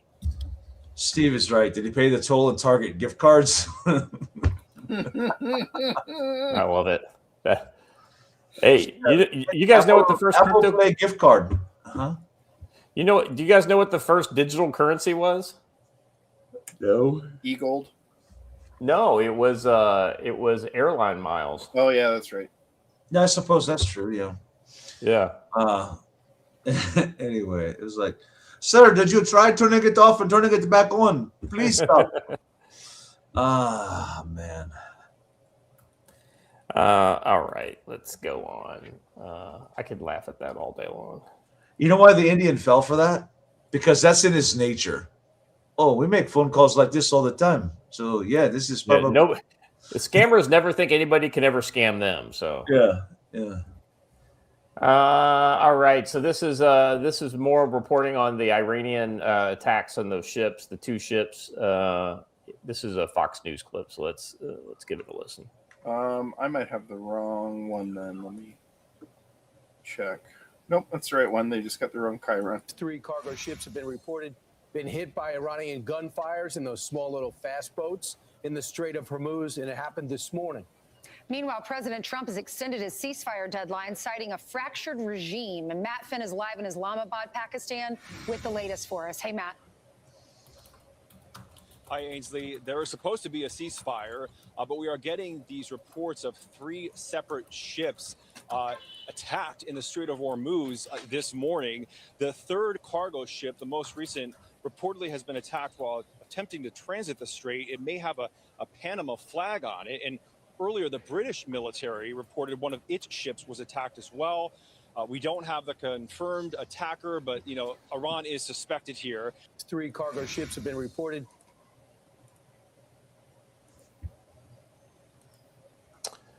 And nobody is surprised by this. One of those ships, I think it was the scammer ship, right? I'm not sure why we're extending a ceasefire at the request of Pakistan, who is not a party to this conflict.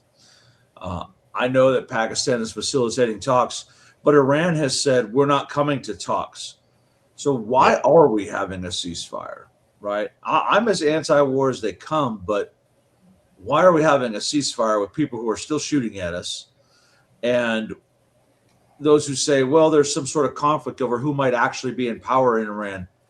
That's all the more reason to strike harder, not have a ceasefire.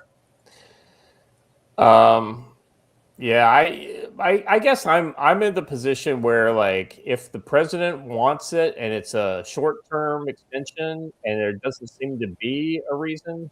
It's not. He said indefinitely.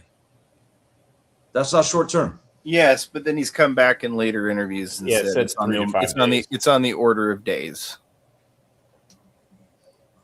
Yeah, that's. I want to have a source for that versus just a trust me, bro. No, I agree, but like I saw the video of it. Earlier. I saw the same thing too. I'm just trying to define. Anyway, point is that y'all are funny, man. How dare you suggest Donald Trump did something not great? I'm not putting it that way. I'm just saying that I guess that right now my thought process is he's got some kind of credit in the bank with me, just the way they've conducted this whole thing thus far. So I'm willing to give him like 3 to 5 days, but that's about it. Like. I'll put a secondary thing into there, which is I also see the information ops that are going on from the left. And so I'm in a mode where I resist a lot of stuff that the left are using to try and point at, like the whole taco thing. Do I think it's a bad thing that we're not killing people? Not necessarily, as long as it accomplishes the overall goal. And I don't know enough to say whether it does or doesn't. As I said to you before the show, I understand that, but people are still being killed. And what would stop them from being killed? Us not responding or us responding? No, but as I had understood it, we were supposed to already be responding to stuff that happens in the Gulf anyways. I mean, so I don't know why we're not schwacking Indian mariners, right? Let them guys die. Who cares? Yeah. All right. F them hoes. I mean, not what I said, but okay. Yeah, it is. You said we're not killing people, so it's okay. I literally followed that up with, I thought we were supposed to be schwacking any small boats that came out on the Iranian side, and I don't know why we're not, but I guess we can just ignore what I follow up with, so it's fine. Let's move on. Oh. Well, I mean, let's be honest. We've all kind of acknowledged this. There's thousands of these little small boats, and, you can't know you got them all until there's just none coming out, so... I think you're right. I wish we do something a little more out. Go ahead, Joe. Never mind. No. I want to hear what you said, but I was going to say, to Watcher's point, how many have we sunk since that happened? Yeah, that's the thing that's the big question mark for me, right? Like, why aren't the Apaches basically anytime those guys come out? Why aren't the Apaches and the other assets lighting these fucking things up? Because I'm seeing satellite videos. Yes, I'm seeing satellite videos of them literally going across the entire width of the Persian Gulf. They're saying, laying mines or whatever. So, it's kind of like not something that could be accomplished quick, but I think it would be great if we had some bait boats out with some that were manned by Marines that we could start to sail through the area in belligerent ways to the IRGC in order to lure small boats out, and then have teams coordinated, ready to knock them off. I think that's the way you go forward. Well, and to Joe's point, I think Iranian media even said Iranian officials and IRGC affiliated media signal readiness to imminent resumption of the war. Support that for negotiation is not unified within the regimes. I mean, so it sounds like the Iranians are even saying, yeah, let's get back to it. And if that's the case, then that's what we should do. Yeah, I wonder if like I said, I wouldn't announce when we're going to kick it off, just because the last time we did announce that we were going to strike them, they lined up all their wives and kids around the bridges and power plants that we said we were going to strike. I mean, it's the same problem Trump talked about from the beginning. Why talk about your strategy on air when that can give the enemy an advantage? Hey, all right, just as a kind of a pause, palate cleanser, and before we move on to our domestic political theater topic, Watcher, put this link I just put in the.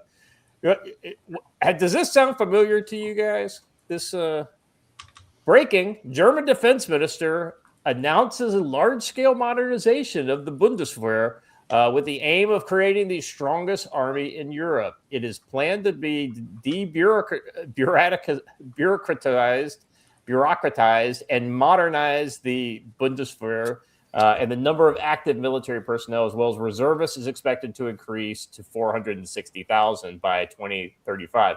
Joe, when have we ever saw bad things happen when Germany decides it wants to be the strongest military? Well, I was worried about this for about 3.5 minutes until I saw their latest recruiting video. Do we have that? No, hold on. You're kidding me. Women's Day German recruiting video. Okay, let me find it. I was going to say, be amused. I was going to say I was worried about it right up until I thought about the last time they promised they were going to do this in 2020 when the Ukraine war kicked off and they weren't able to offer any help. Yeah, they're like, we're gonna remobilize, and then they didn't. Yeah. Okay, I'm searching for it now. German defense minister. No, that's the same story. Let's keep looking. That's 2024. Let's see. German recruiting video. It's funny. I promise it's worth it, you guys. Here it is. I found it. Okay, link it over. It's right here. Paste. Got it. There you go.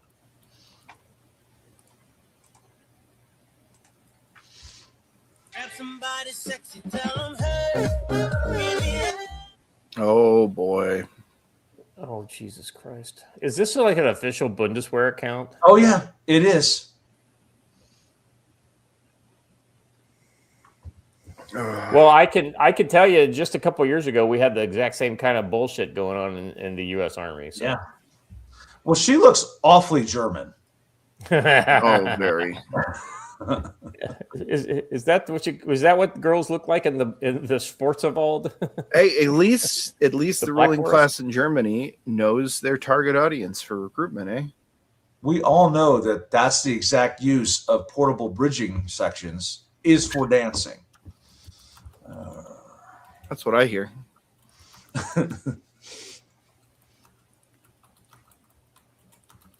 Oh boy.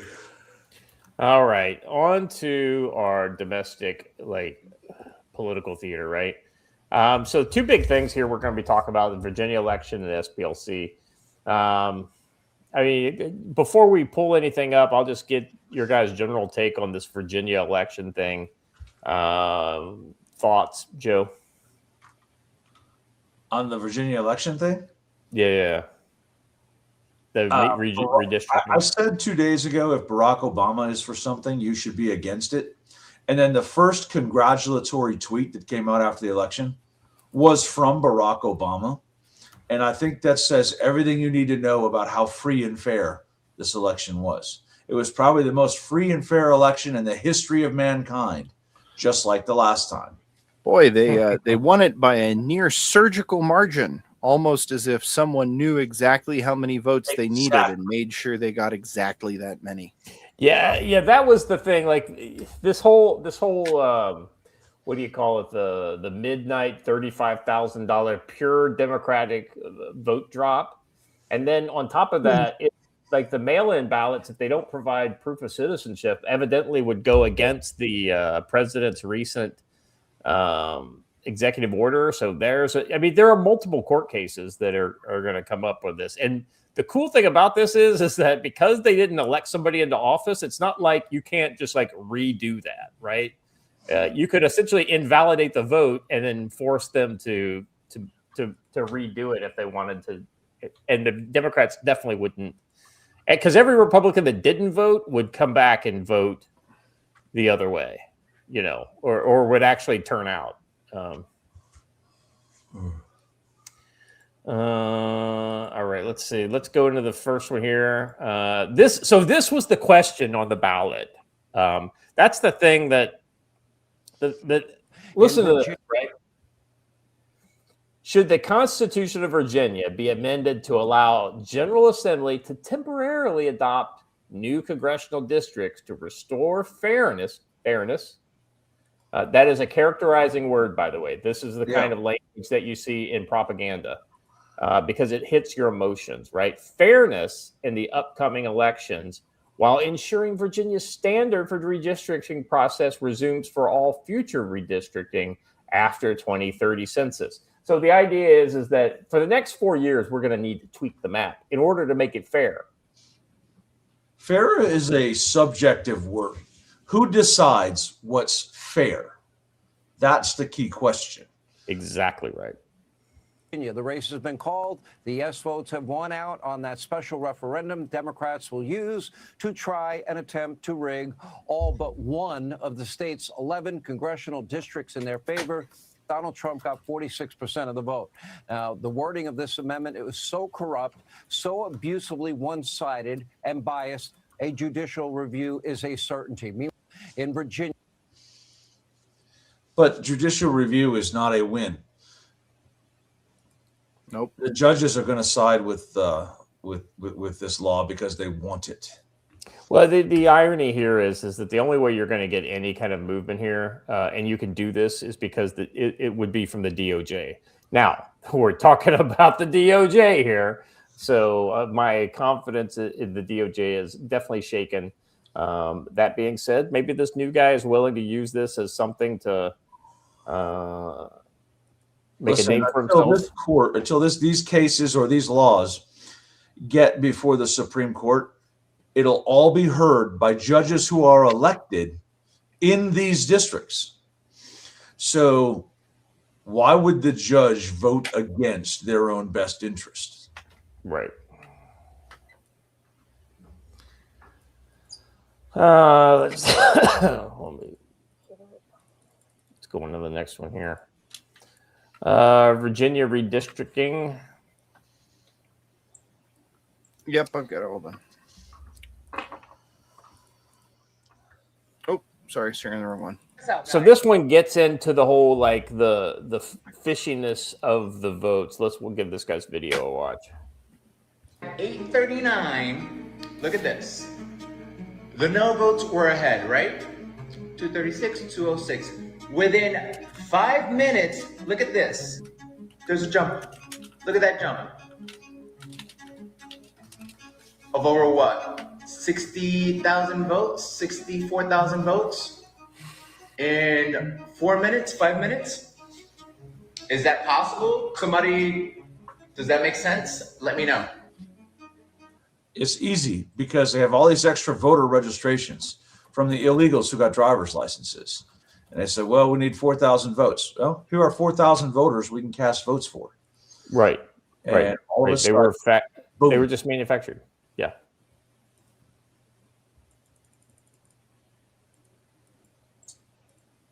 Facts. Mm-hmm. Yeah, here's the funny thing. So if you look at this, I want to show this map here. I'm going to drop it in the private chat, Watcher. Okay. This is what started it all. just for a little bit of back story. If you look at Illinois 13th, so it cuts from I can't remember. I don't know what the city that is, but it cuts into the 15th and goes literally across the entire state. The whole point of this was to completely gut, Republican voters in the kind of the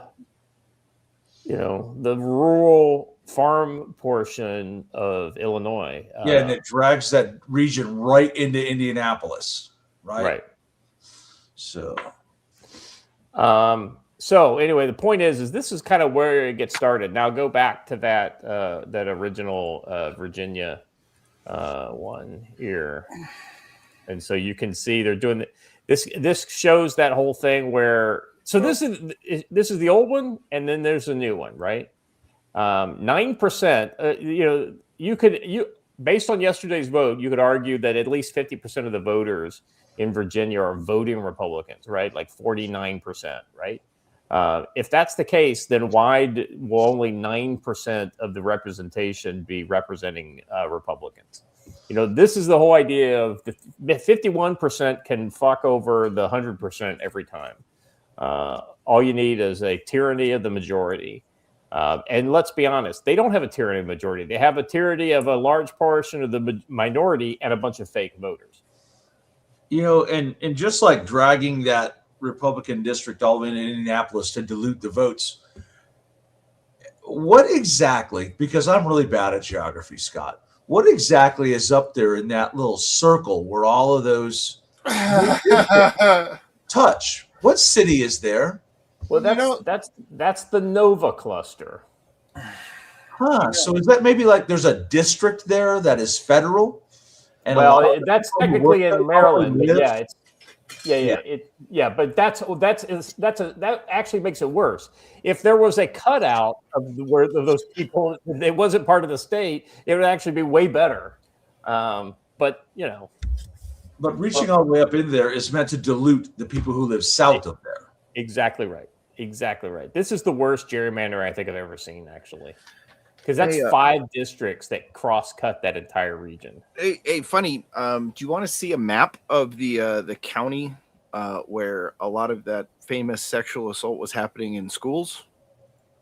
Oh, that's Loudoun County. That's Loudoun County. Yeah. But Loudoun County is literally on the other side. It is the light blue area outside the dark blue. And look at how much of the red goes away because of these new districts, right?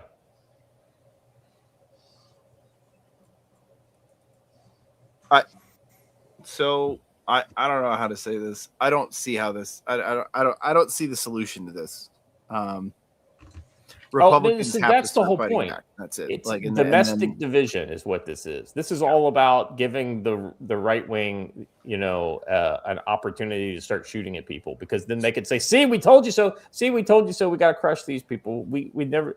They can't be allowed to have any say in the direction of our progressive country. Well, and here's the thing. I have a feeling that, and we need to get to this clip because I've had it up and we haven't played it yet. But the deal is that it like most things that get organized by this particular group of people, it's designed to be a heads I win, tails you lose.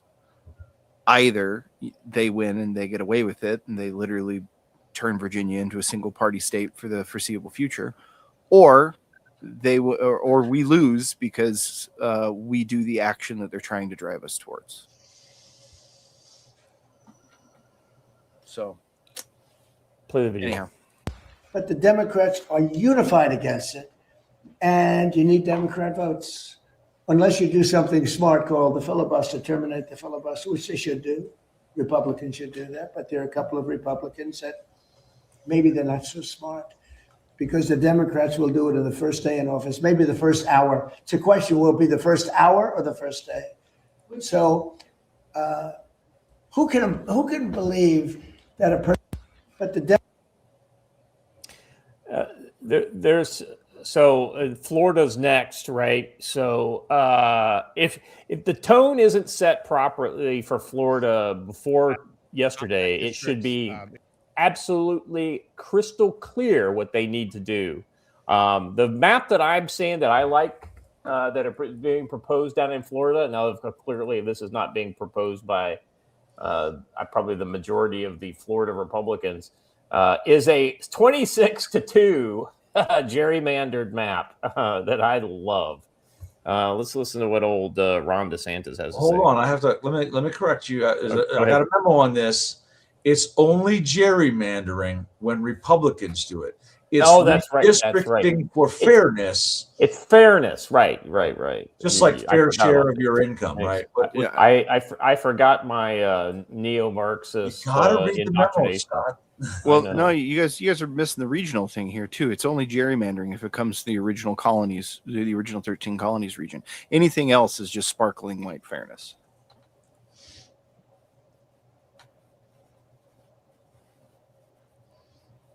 No audio. Oh, why are you guys not getting audio? Hold on, let me reshare it. There we go.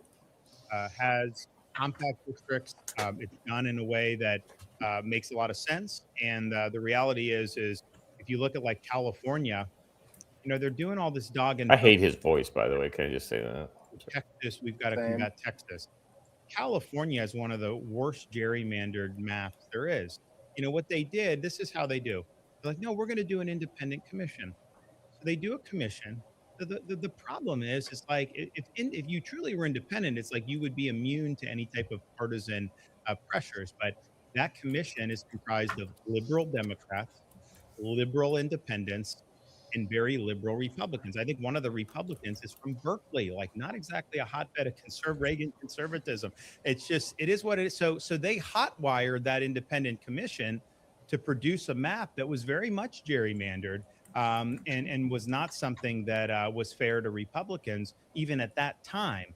Now they're saying they want to do even more by doing whatever they're talking about doing now. So don't buy this notion that if someone has a commission, that somehow means it is immune from this type of partisan pressures. The California one was a left-wing commission. That's just the reality. That's what they produced. That's what they were supposed to do based on who appointed those folks to that commission.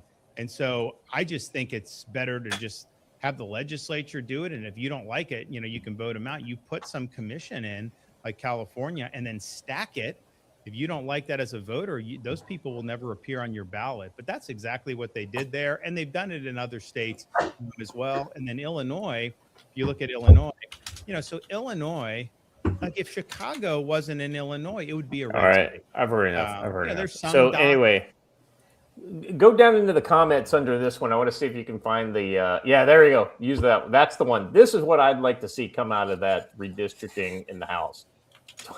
2 Democratic seats, and that's it. What's interesting about this is he revealed a key element of Democratic strategy. Their strategy is that as a voter, you're too stupid to know what you really want, so we have to decide for you. Whereas Republicans would rather put things before the voter because it's your choice. Yeah, the irony here is that despite the fact that we are perpetually smashing our own dick with a hammer, every time, the initial inclination is one of goodness, right? I think fairness is a virtue. That being said, you can't be fair in a war where there are no rules. And let's be honest, if you're a Democratic voter, then you don't deserve fairness. You deserve, ridicule, scorn, and ultimately service guaranteed citizenship, which would mean that not only would you not be able to vote, but we would revoke your citizenship as well. Facts. I mean, that's sorry if that's my hard in the paint kind of. I don't. That's one of those. Hey, let me give you a hot takes, and it's like everybody believes this. Listen, looking at the political history of America, there were always radical leftists that couldn't be trusted, but the vast majority of the Democratic voters up into the 1970s were fairly conservative, rural, voters, right? Like the whole blue dog Democrat was literally like 60% of the party back in the, into the early 80s, right? Like they all thought Jimmy Carter was a good guy. They didn't vote for him because Jimmy Carter was a fucking neo-Marxist. They voted for him because he was a nice guy, right? It's like, but the problem there is the road to hell is paved with good intentions. And I don't know of any blue dog Democrats who exist anymore. They're just gone. Before we continue, let me catch up with these super chats. Derna for $5 says, this is over in Rumble. We could solve this by expanding the District of Columbia to account for cars if only we had a Republican majority in Congress. Wait, we do. So this is the controversial. This is my controversial plan for the district, and that is to rework the boundaries in the kind of outskirts of the district. You hand that off to Maryland, and then you basically shrink the borders, but then you make it illegal to live inside the borders of DC, unless you are a federal employee and you are there for as a non-permanent resident. You basically turn the entire DC area into almost like a federal area with no residential access, so that nobody's disenfranchised. And then everybody who works there is working there on a temporary base or living there on a temporary basis and would just vote via like the military does. That's what I think. I mean, I think you're right. Lost Core 23 for $10 says they had to balance out the Texas craziness. I don't think there was any Texas craziness. I mean, Texas didn't go very far. I think, what was it, like a 4-seat swing in Texas? Look, it was this is pretty tame. This is the Democrat talking point for this, and I'm not going to put up with it. The Democrat states have been gerrymandered to hell for as long as I have been born. This has been a complaint among every Republican that has shown off a map of Democrat-run states since I can remember. Like, it's not even a population thing. The Democrats like to say that they're the most popular thing. That's not true at all. They have control over the civic centers in various different states and have used that in order to literally control how voting works in order to disenfranchise the rural populations. This is a nationwide story, and it's been going on for as long as I can remember. The fact that Republicans are growing a set of balls and trying in the tiniest way to fight back against it does not make them the bad guys, and I'm not going to put up with it. Well said. All right, let's go on to the next one here. You don't think so? This is Geraldo Rivera.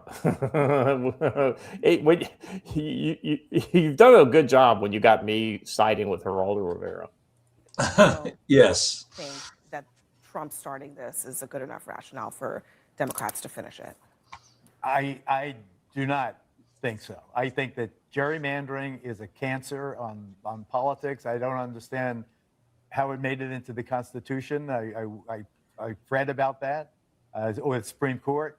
I think that if you can manipulate the borders of a vote just to get a vote, and it deprives the people who don't get the vote of their constitutional rights, I think it's really obscene.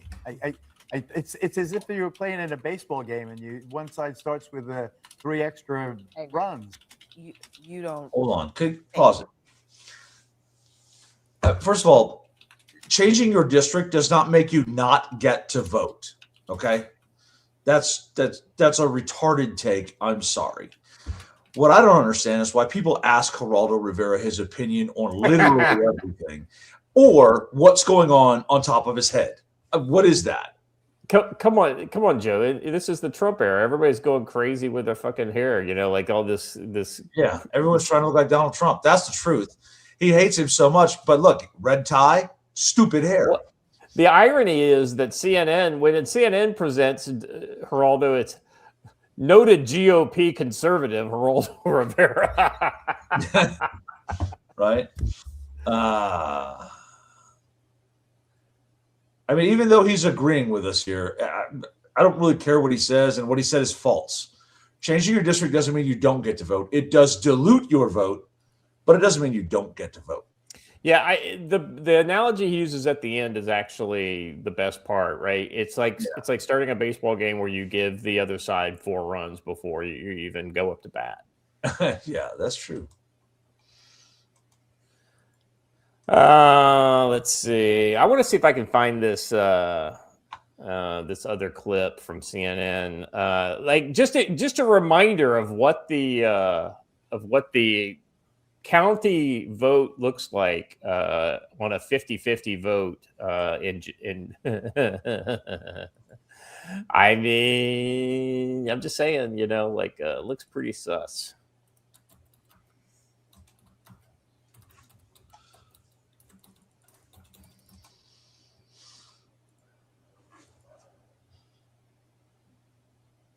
I want to find the Scott Jennings clip where hold on a second. That's such a small margin that there should automatically be a hand inspection and recount of the ballots, you know? All right, watch her here. Here's the clip. I think this is the clip. Let's watch this. It's about a minute and a half. I just put it in the private chat. Pinochet's helicopter. Sorry, I literally saw Pinochet's helicopter and just said Hudson River. It's so weird. Pinochet's helicopter tours for $2 says democracy killed Socrates, forever proving that even the slimmest of the majority can force the minority to drink poison. Yeah. So here's the funny thing. I'm okay with the minority making decisions for the majority. The problem is you got to vet the minority in the correct way. Right. And that is where service guarantees citizenship comes in. People with an actual stake in the community and the future of the body politic are the ones that should have the franchise, not the fucking welfare queens. You know what? What's your take? I heard over the weekend from a man I trust and respect a lot. He said that if one day every one of us on our side of the aisle picked up our rifles and each person shot one person, we could solve this problem in time for dinner. You know what? Look, to go a little further, Mark Andreessen pointed this out earlier. The list of people that are ultimately driving this is maybe 2,000 long. Yeah, exactly. Could be done in an afternoon.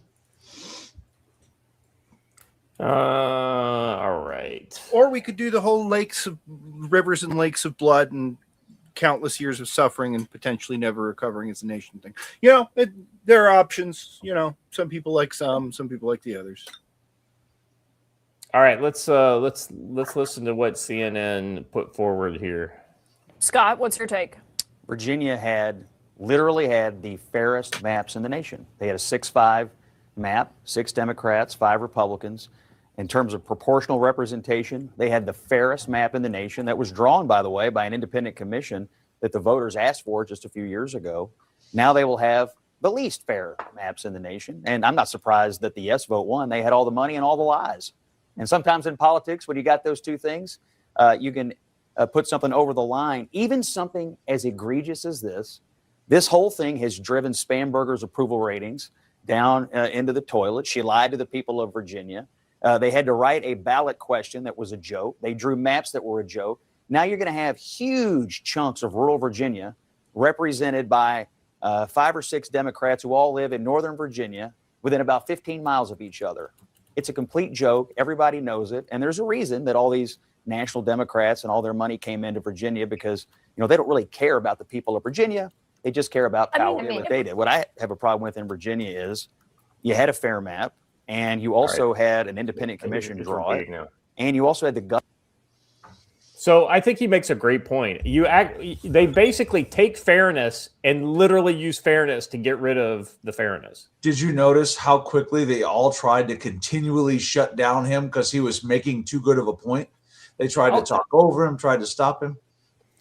Huh. The irony is that CNN has showed themselves for almost every person. The only person on the left that sounds like he knows what he's doing, and it's because he's a noted propagandist, liar, and avowed neo-Marxist is Van Jones, right? Everybody else on that fucking network sounds like a fucking idiot because what have they done? They found Scott Jennings is no genius, but he's articulate and he understands the issues and he's able to frame it in a way that regular people can understand. And he fucking makes them look stupid every night. And it's almost like somebody at CNN wants the liberals to look bad, so they put them up against Scott Jennings. But that would be too much kismet to actually think that that somebody behind the scenes at CNN wants the Democrats to look bad.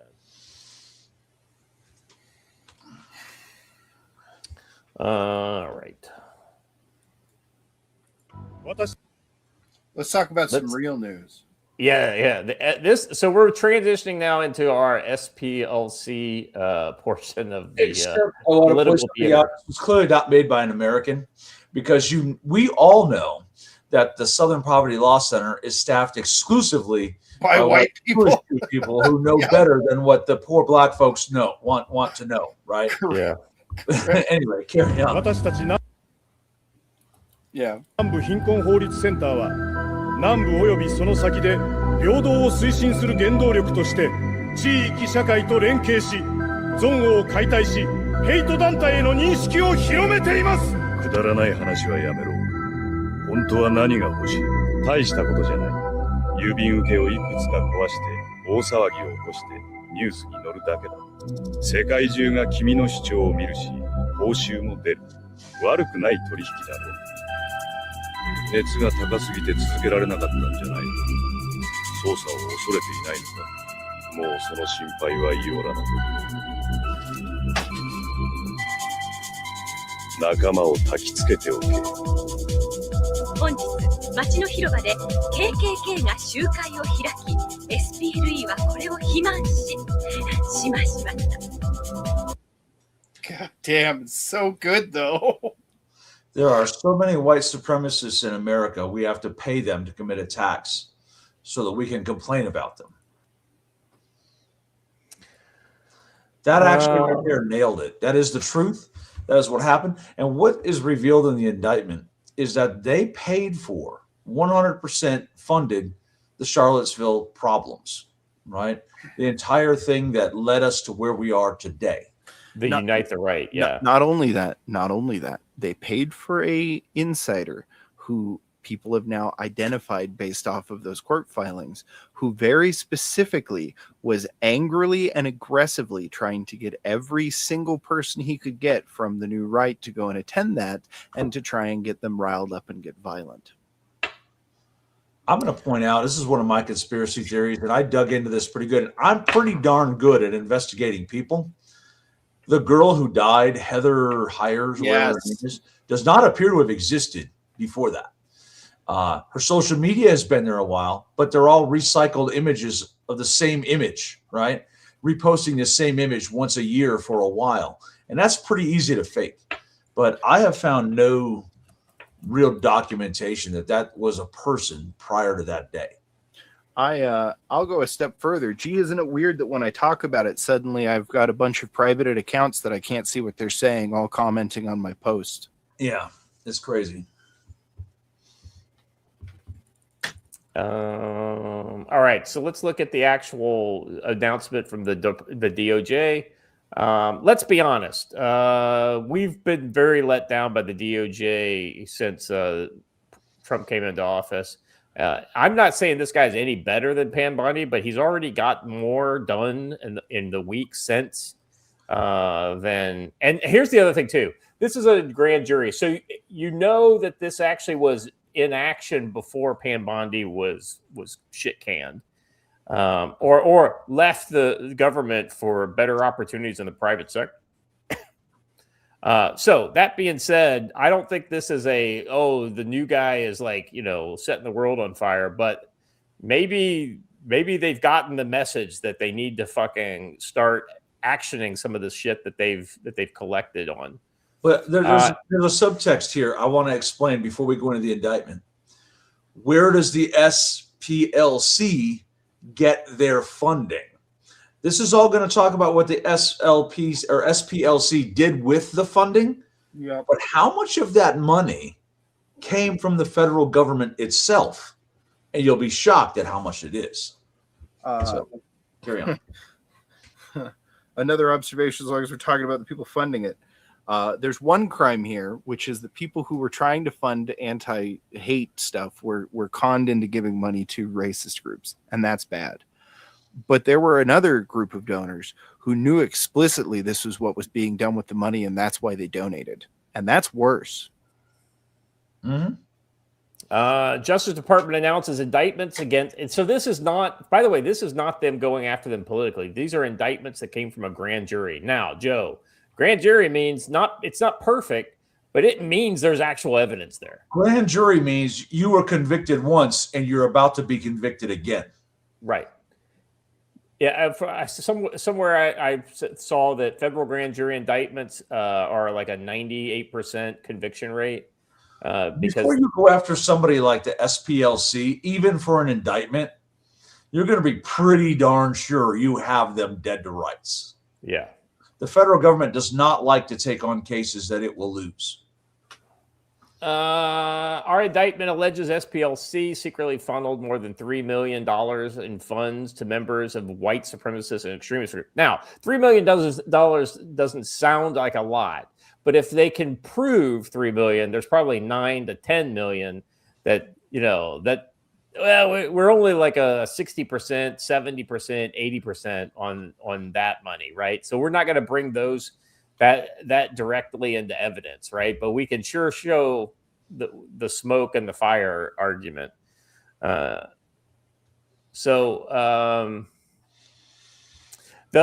Noak actually comments on this. He says, if the allegations are true, the SPLC is the largest funder of American neo-Nazis and KKK members.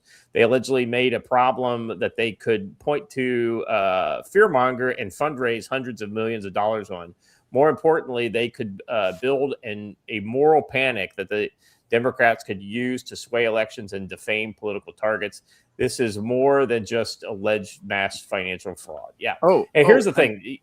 Hold on a second. So all those public swastikas and inward go home, written on doors and things like this, almost every time, I think probably in the last 10 years, like 99% of the time, it's proven to have been either the person who reported it did it to themselves, so it's a direct hoax, or it's done by people with left-leaning motivations to paint somebody else to look bad. Okay.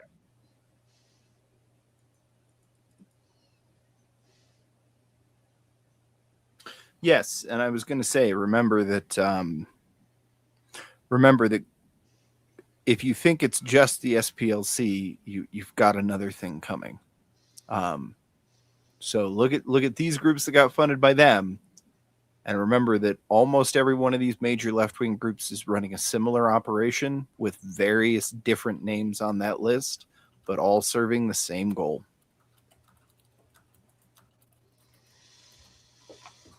Well, and the other thing too is if you notice that when these left-wing groups show up at places, it's always the same people, no matter what the potential issue is. I'm surprised we didn't get this cut up before. This isn't the first time this has happened. No.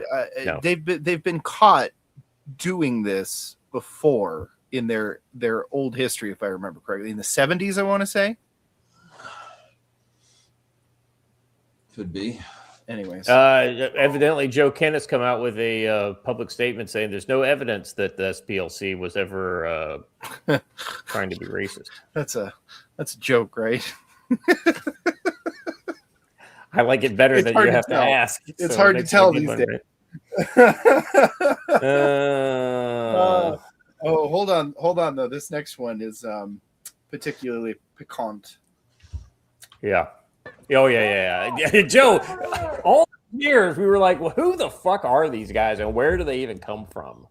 Okay, I have to issue a correction. I read part of it wrong. It's American Front that is part of the indictment, not Patriot Front. Different organization, incredibly similar symbology and platform, but it was American Front that was listed in the indictment, not Patriot Front. Yeah, and I will say again, if you But think I'm this not is saying the they didn't get probably ironically enough the same people in both yeah, rounds. I'm not saying they didn't get paid somewhere in there, but they were not mentioned in the indictment. So. Also, remember, this is just the SPLC's books. If we look into the Tides Foundation and Exactly. Act Blue and 100%. further on. When you look at those early expose videos of Patriot Front, it is clear that it is a leftist plan situation. So, and actually, when you read their manifesto, Patriot Front are literally socialists. So, yep. Been getting a lot of sign tapping done lately. Mm-hmm. I know. Taps the sign. By the way, I'll point it out again. Put them back up on the screen. I want to show you something. Oh.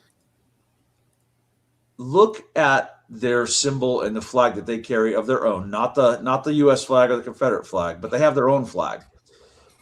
And their symbol that they wear is identical to the Ohio state flag. That tells you how real they are. They're just as real as the state of Ohio. I guess their symbol's not in there, but by the way, that's Louisville. If you're going across that bridge there, yeah.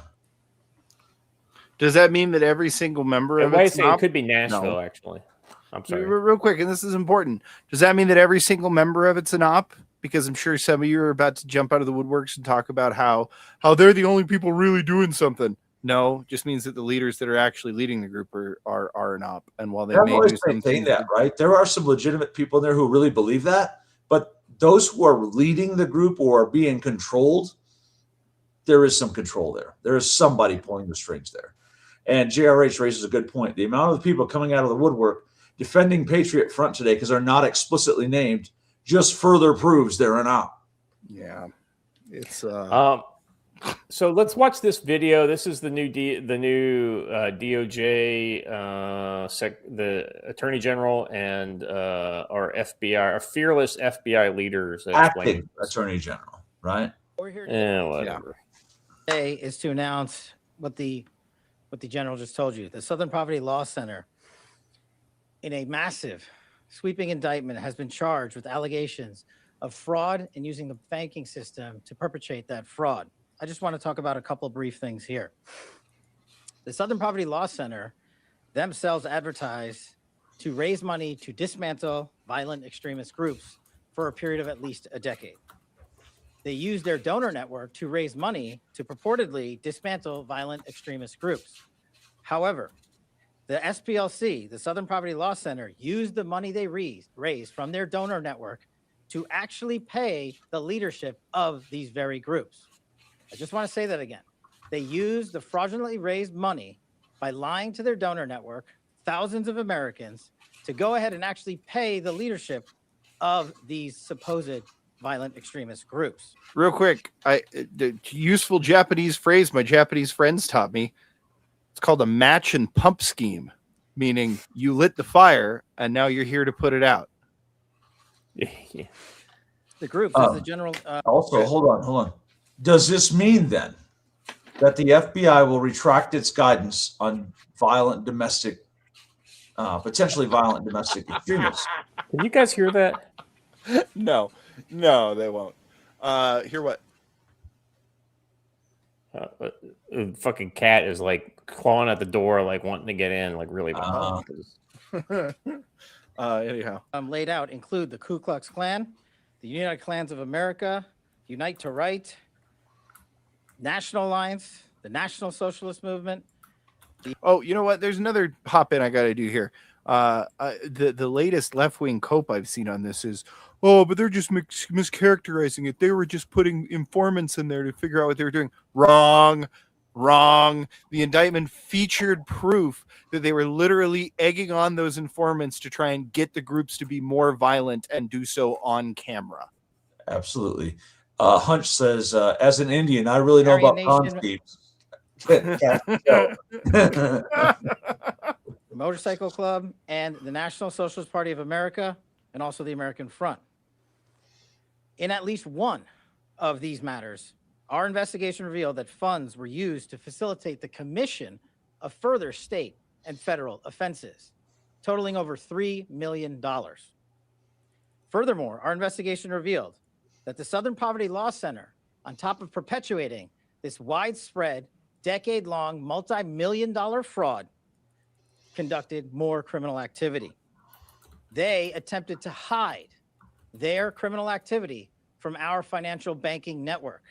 They set up shell companies and entities around America so that the financial institutions that we rely on as everyday Americans were deceived in believing that money was not coming from the Southern Poverty Law Center in the perpetration of this scheme and fraud, but rather fictitious entities they stood up to perpetuate this ongoing fraud. How dare they do what the federal government does?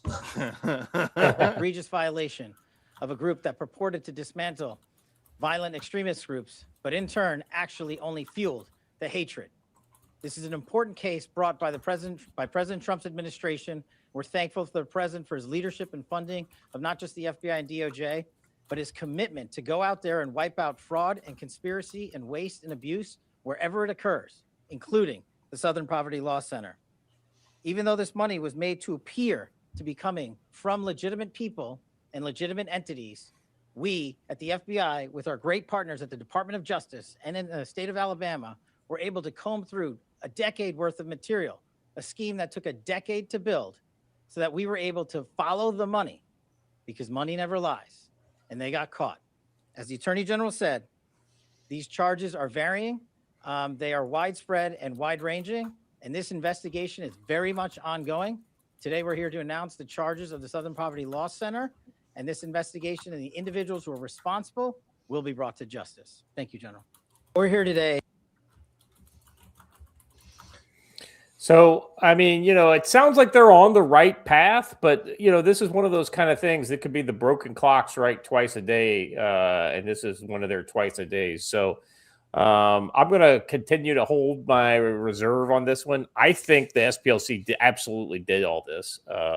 I think ultimately they will get held responsible, but it's shocking, Joe, if we find like some fines and then nobody goes to jail for it, right? Well, this is, first of all, they would not have made this press conference if they weren't 100% certain that they had SPLC dead to rights. So that let's just assume that a conviction is a foregone conclusion. But here's the problem. Jay Clark exposed the truth here. Cash is just mad that the SPLC competition was making it more expensive for the FBI to do this. I'm pretty sure they were probably given a mandate to do exactly what they did, but they may have exceeded it. And that makes it more difficult for them to do things. You know what I mean? Yeah, because when somebody says, here, I've got this email from an FBI agent literally telling us to set up that informant and paying us the money in order to do so, it becomes a very hairy situation to drag them into court. Yeah, exactly. And Jay Clark, I agree with you on that other comment. Thank you, General. I hate that convention we're talking to AGs and DAs. Listen, they only ever call the Attorney General under a Republican president because they're trying to create an impression of a military dictatorship. They really started doing it with Donald Trump's first term, and now in his second term, they're doing it again. And it's absolutely silly. They don't call the Solicitor General. They do call the Surgeon General. Well, and weirdly, the General Admiral.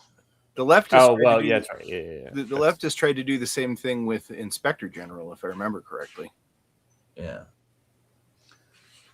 But most inspector generals are not generals. They're like they're not. Yep.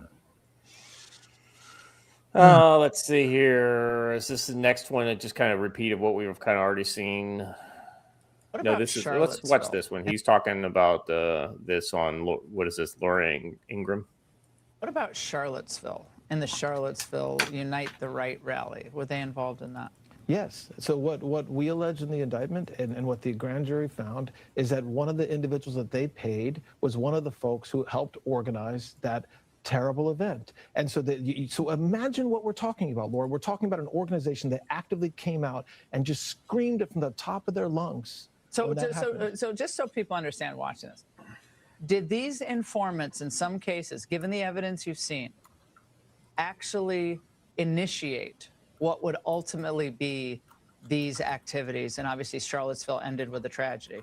Well, we know that they were part of those. They were part of it. Whether they were the leaders or the initiators, that'll come out, I think, eventually. But what we do know is that the very entities that this group was raising money to go against are the very entities that they were taking the money in and paying to these entities and these individuals associated with those groups. What was the money used for? Well, we don't know, because again, all we know is that they set up these fictitious bank accounts. Fake names, like the Constitution Group or whatever it was called. Then they had one called Fox Photography. Right.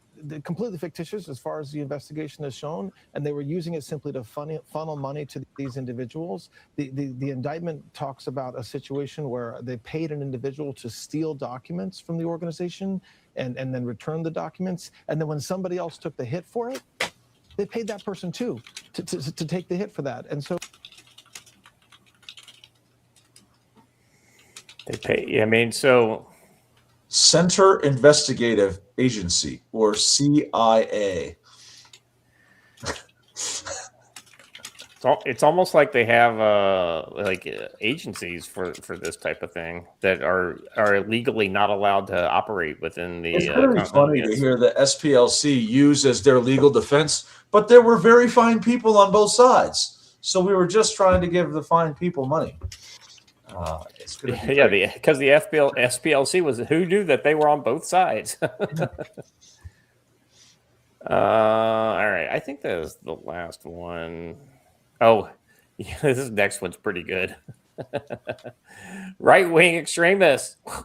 Who knew that Southern Republic was? There's going to be a lot of memes on this stuff. I tell you what, as much as I'd love to be cynical about this and just kind of like poop the Department of Justice, because I really emotionally, that's where I want to go with this. I think I'm just going to take the win, because I think the FPLC gets gutted on this. No, I think it's worth taking the win. I think you're right. I think this is a good win, but I do want to remind everyone that there's a subtext here that they're probably just mad at the competition. I'm sorry to say that, but that's true. No, that's a good way to put it, I think. How many people have been fired for the prosecution and persecution of January 6th defendants? How many have been promoted, conversely, since Republicans took office? Yeah. Yeah, that's exactly right. Hint, it's a lot. It's a lot that have been promoted. A lot. We're a little over time, but that's all right. This was a good show. We talked about some important stuff. Bottom line is I think that this SPLC stuff, this Virginia voting stuff, this is all stuff that is essentially, they know who they're poking, right? It's a very small minority, unfortunately, or fortunately, I don't know. Your mileage may vary on which position you take there. But it's a very small majority of the right who is going to be ultimately willing to fight for their rights if they feel like they are unjustly, oppressed. So, and I think that's exactly what they want to do. This is all kind of, they're trying to get a response. By the way, let me just read this super chat I never read it. We're going for $5. Same people, different names. Patriot Front, American Front, and don't forget their side quest, the Blood Tribe. Yeah. Sorry, I don't know why that popped up. Yeah, Scott, I gotta say it. Are you saying we gotta fight for our right to party? Yeah, to join to join a political party. Yeah, I think you're right. Well,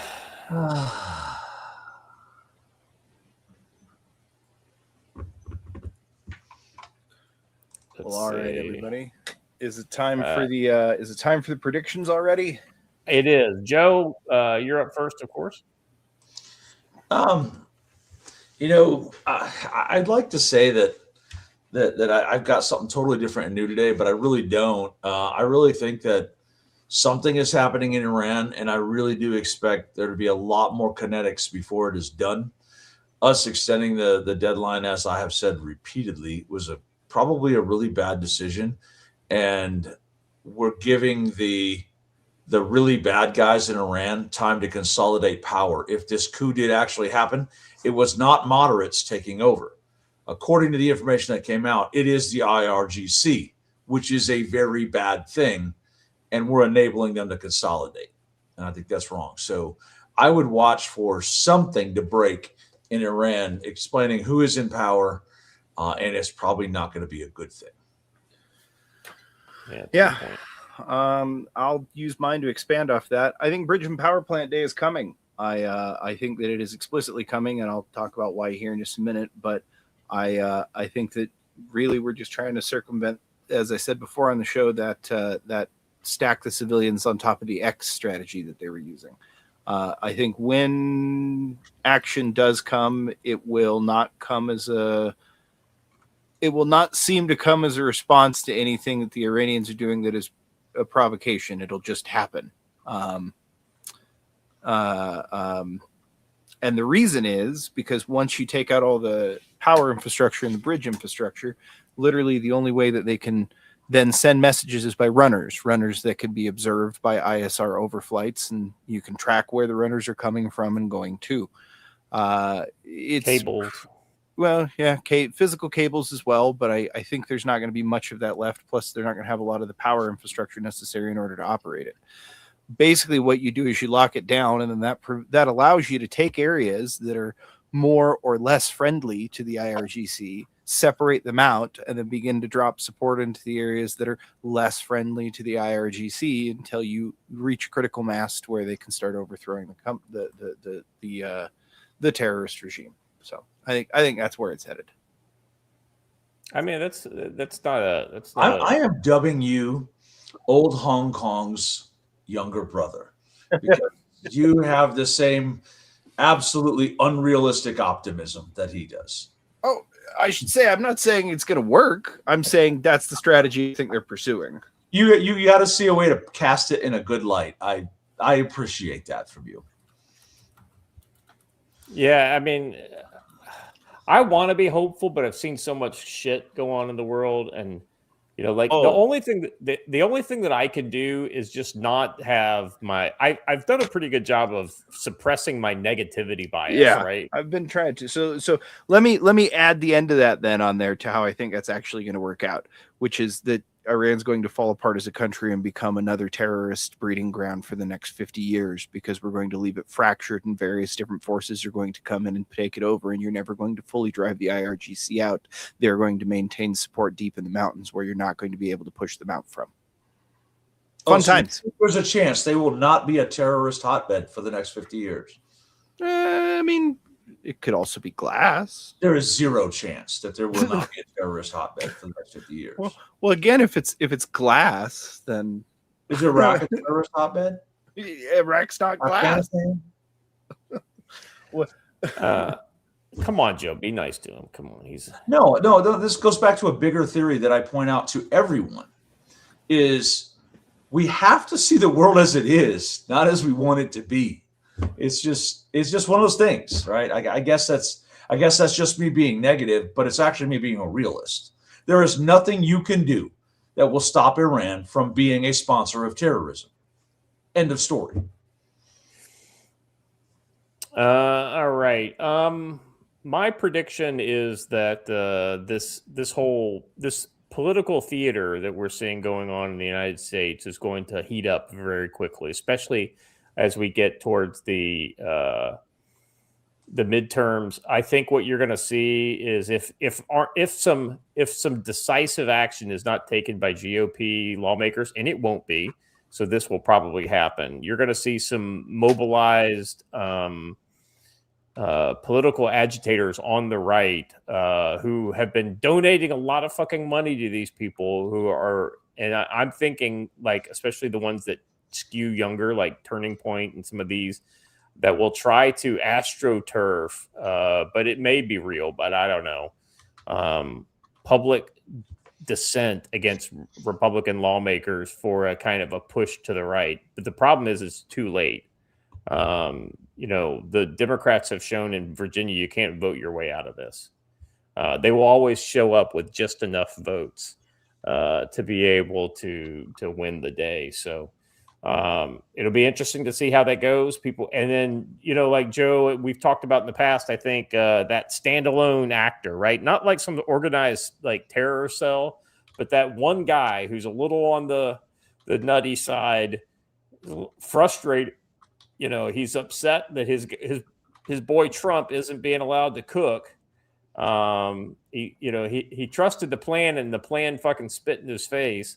That guy's going to get frustrated, and he probably has a gun, and he could potentially take matters into his own hands in a way that goes spectacularly bad for people of our kind of theoretical bent. So anyway, that's my prediction. That's not a short-term prediction for the next show, but that's definitely something I see happening, and just in time for me to come home from South Korea for. So great. All right. That's all I got for today. Joe, thank you. Watcher, as always, appreciate your support. Chat, you were killing it today. We had a pretty good crowd watching the show today. So thank you for your support. We will be back on Friday, same time, same channel. If you haven't done already, please subscribe to the channel, hit the bell for notifications, like the video. When will you arrive in Kentucky? July-ish. Right after the plane gets there. Yeah, I honestly don't know exactly when, but I would say we will be in Kentucky for sure in the first 2 weeks of July. That's probably about as close as I can get at this point. All right, and then I'll be out at Montana for our event. So you better. If you don't, I will come to Louisville and stab you. Well, my father will be like watching me. He's like, "Why aren't you getting on the plane with me?" Because I'm fucking going. That will be the situation. Yeah.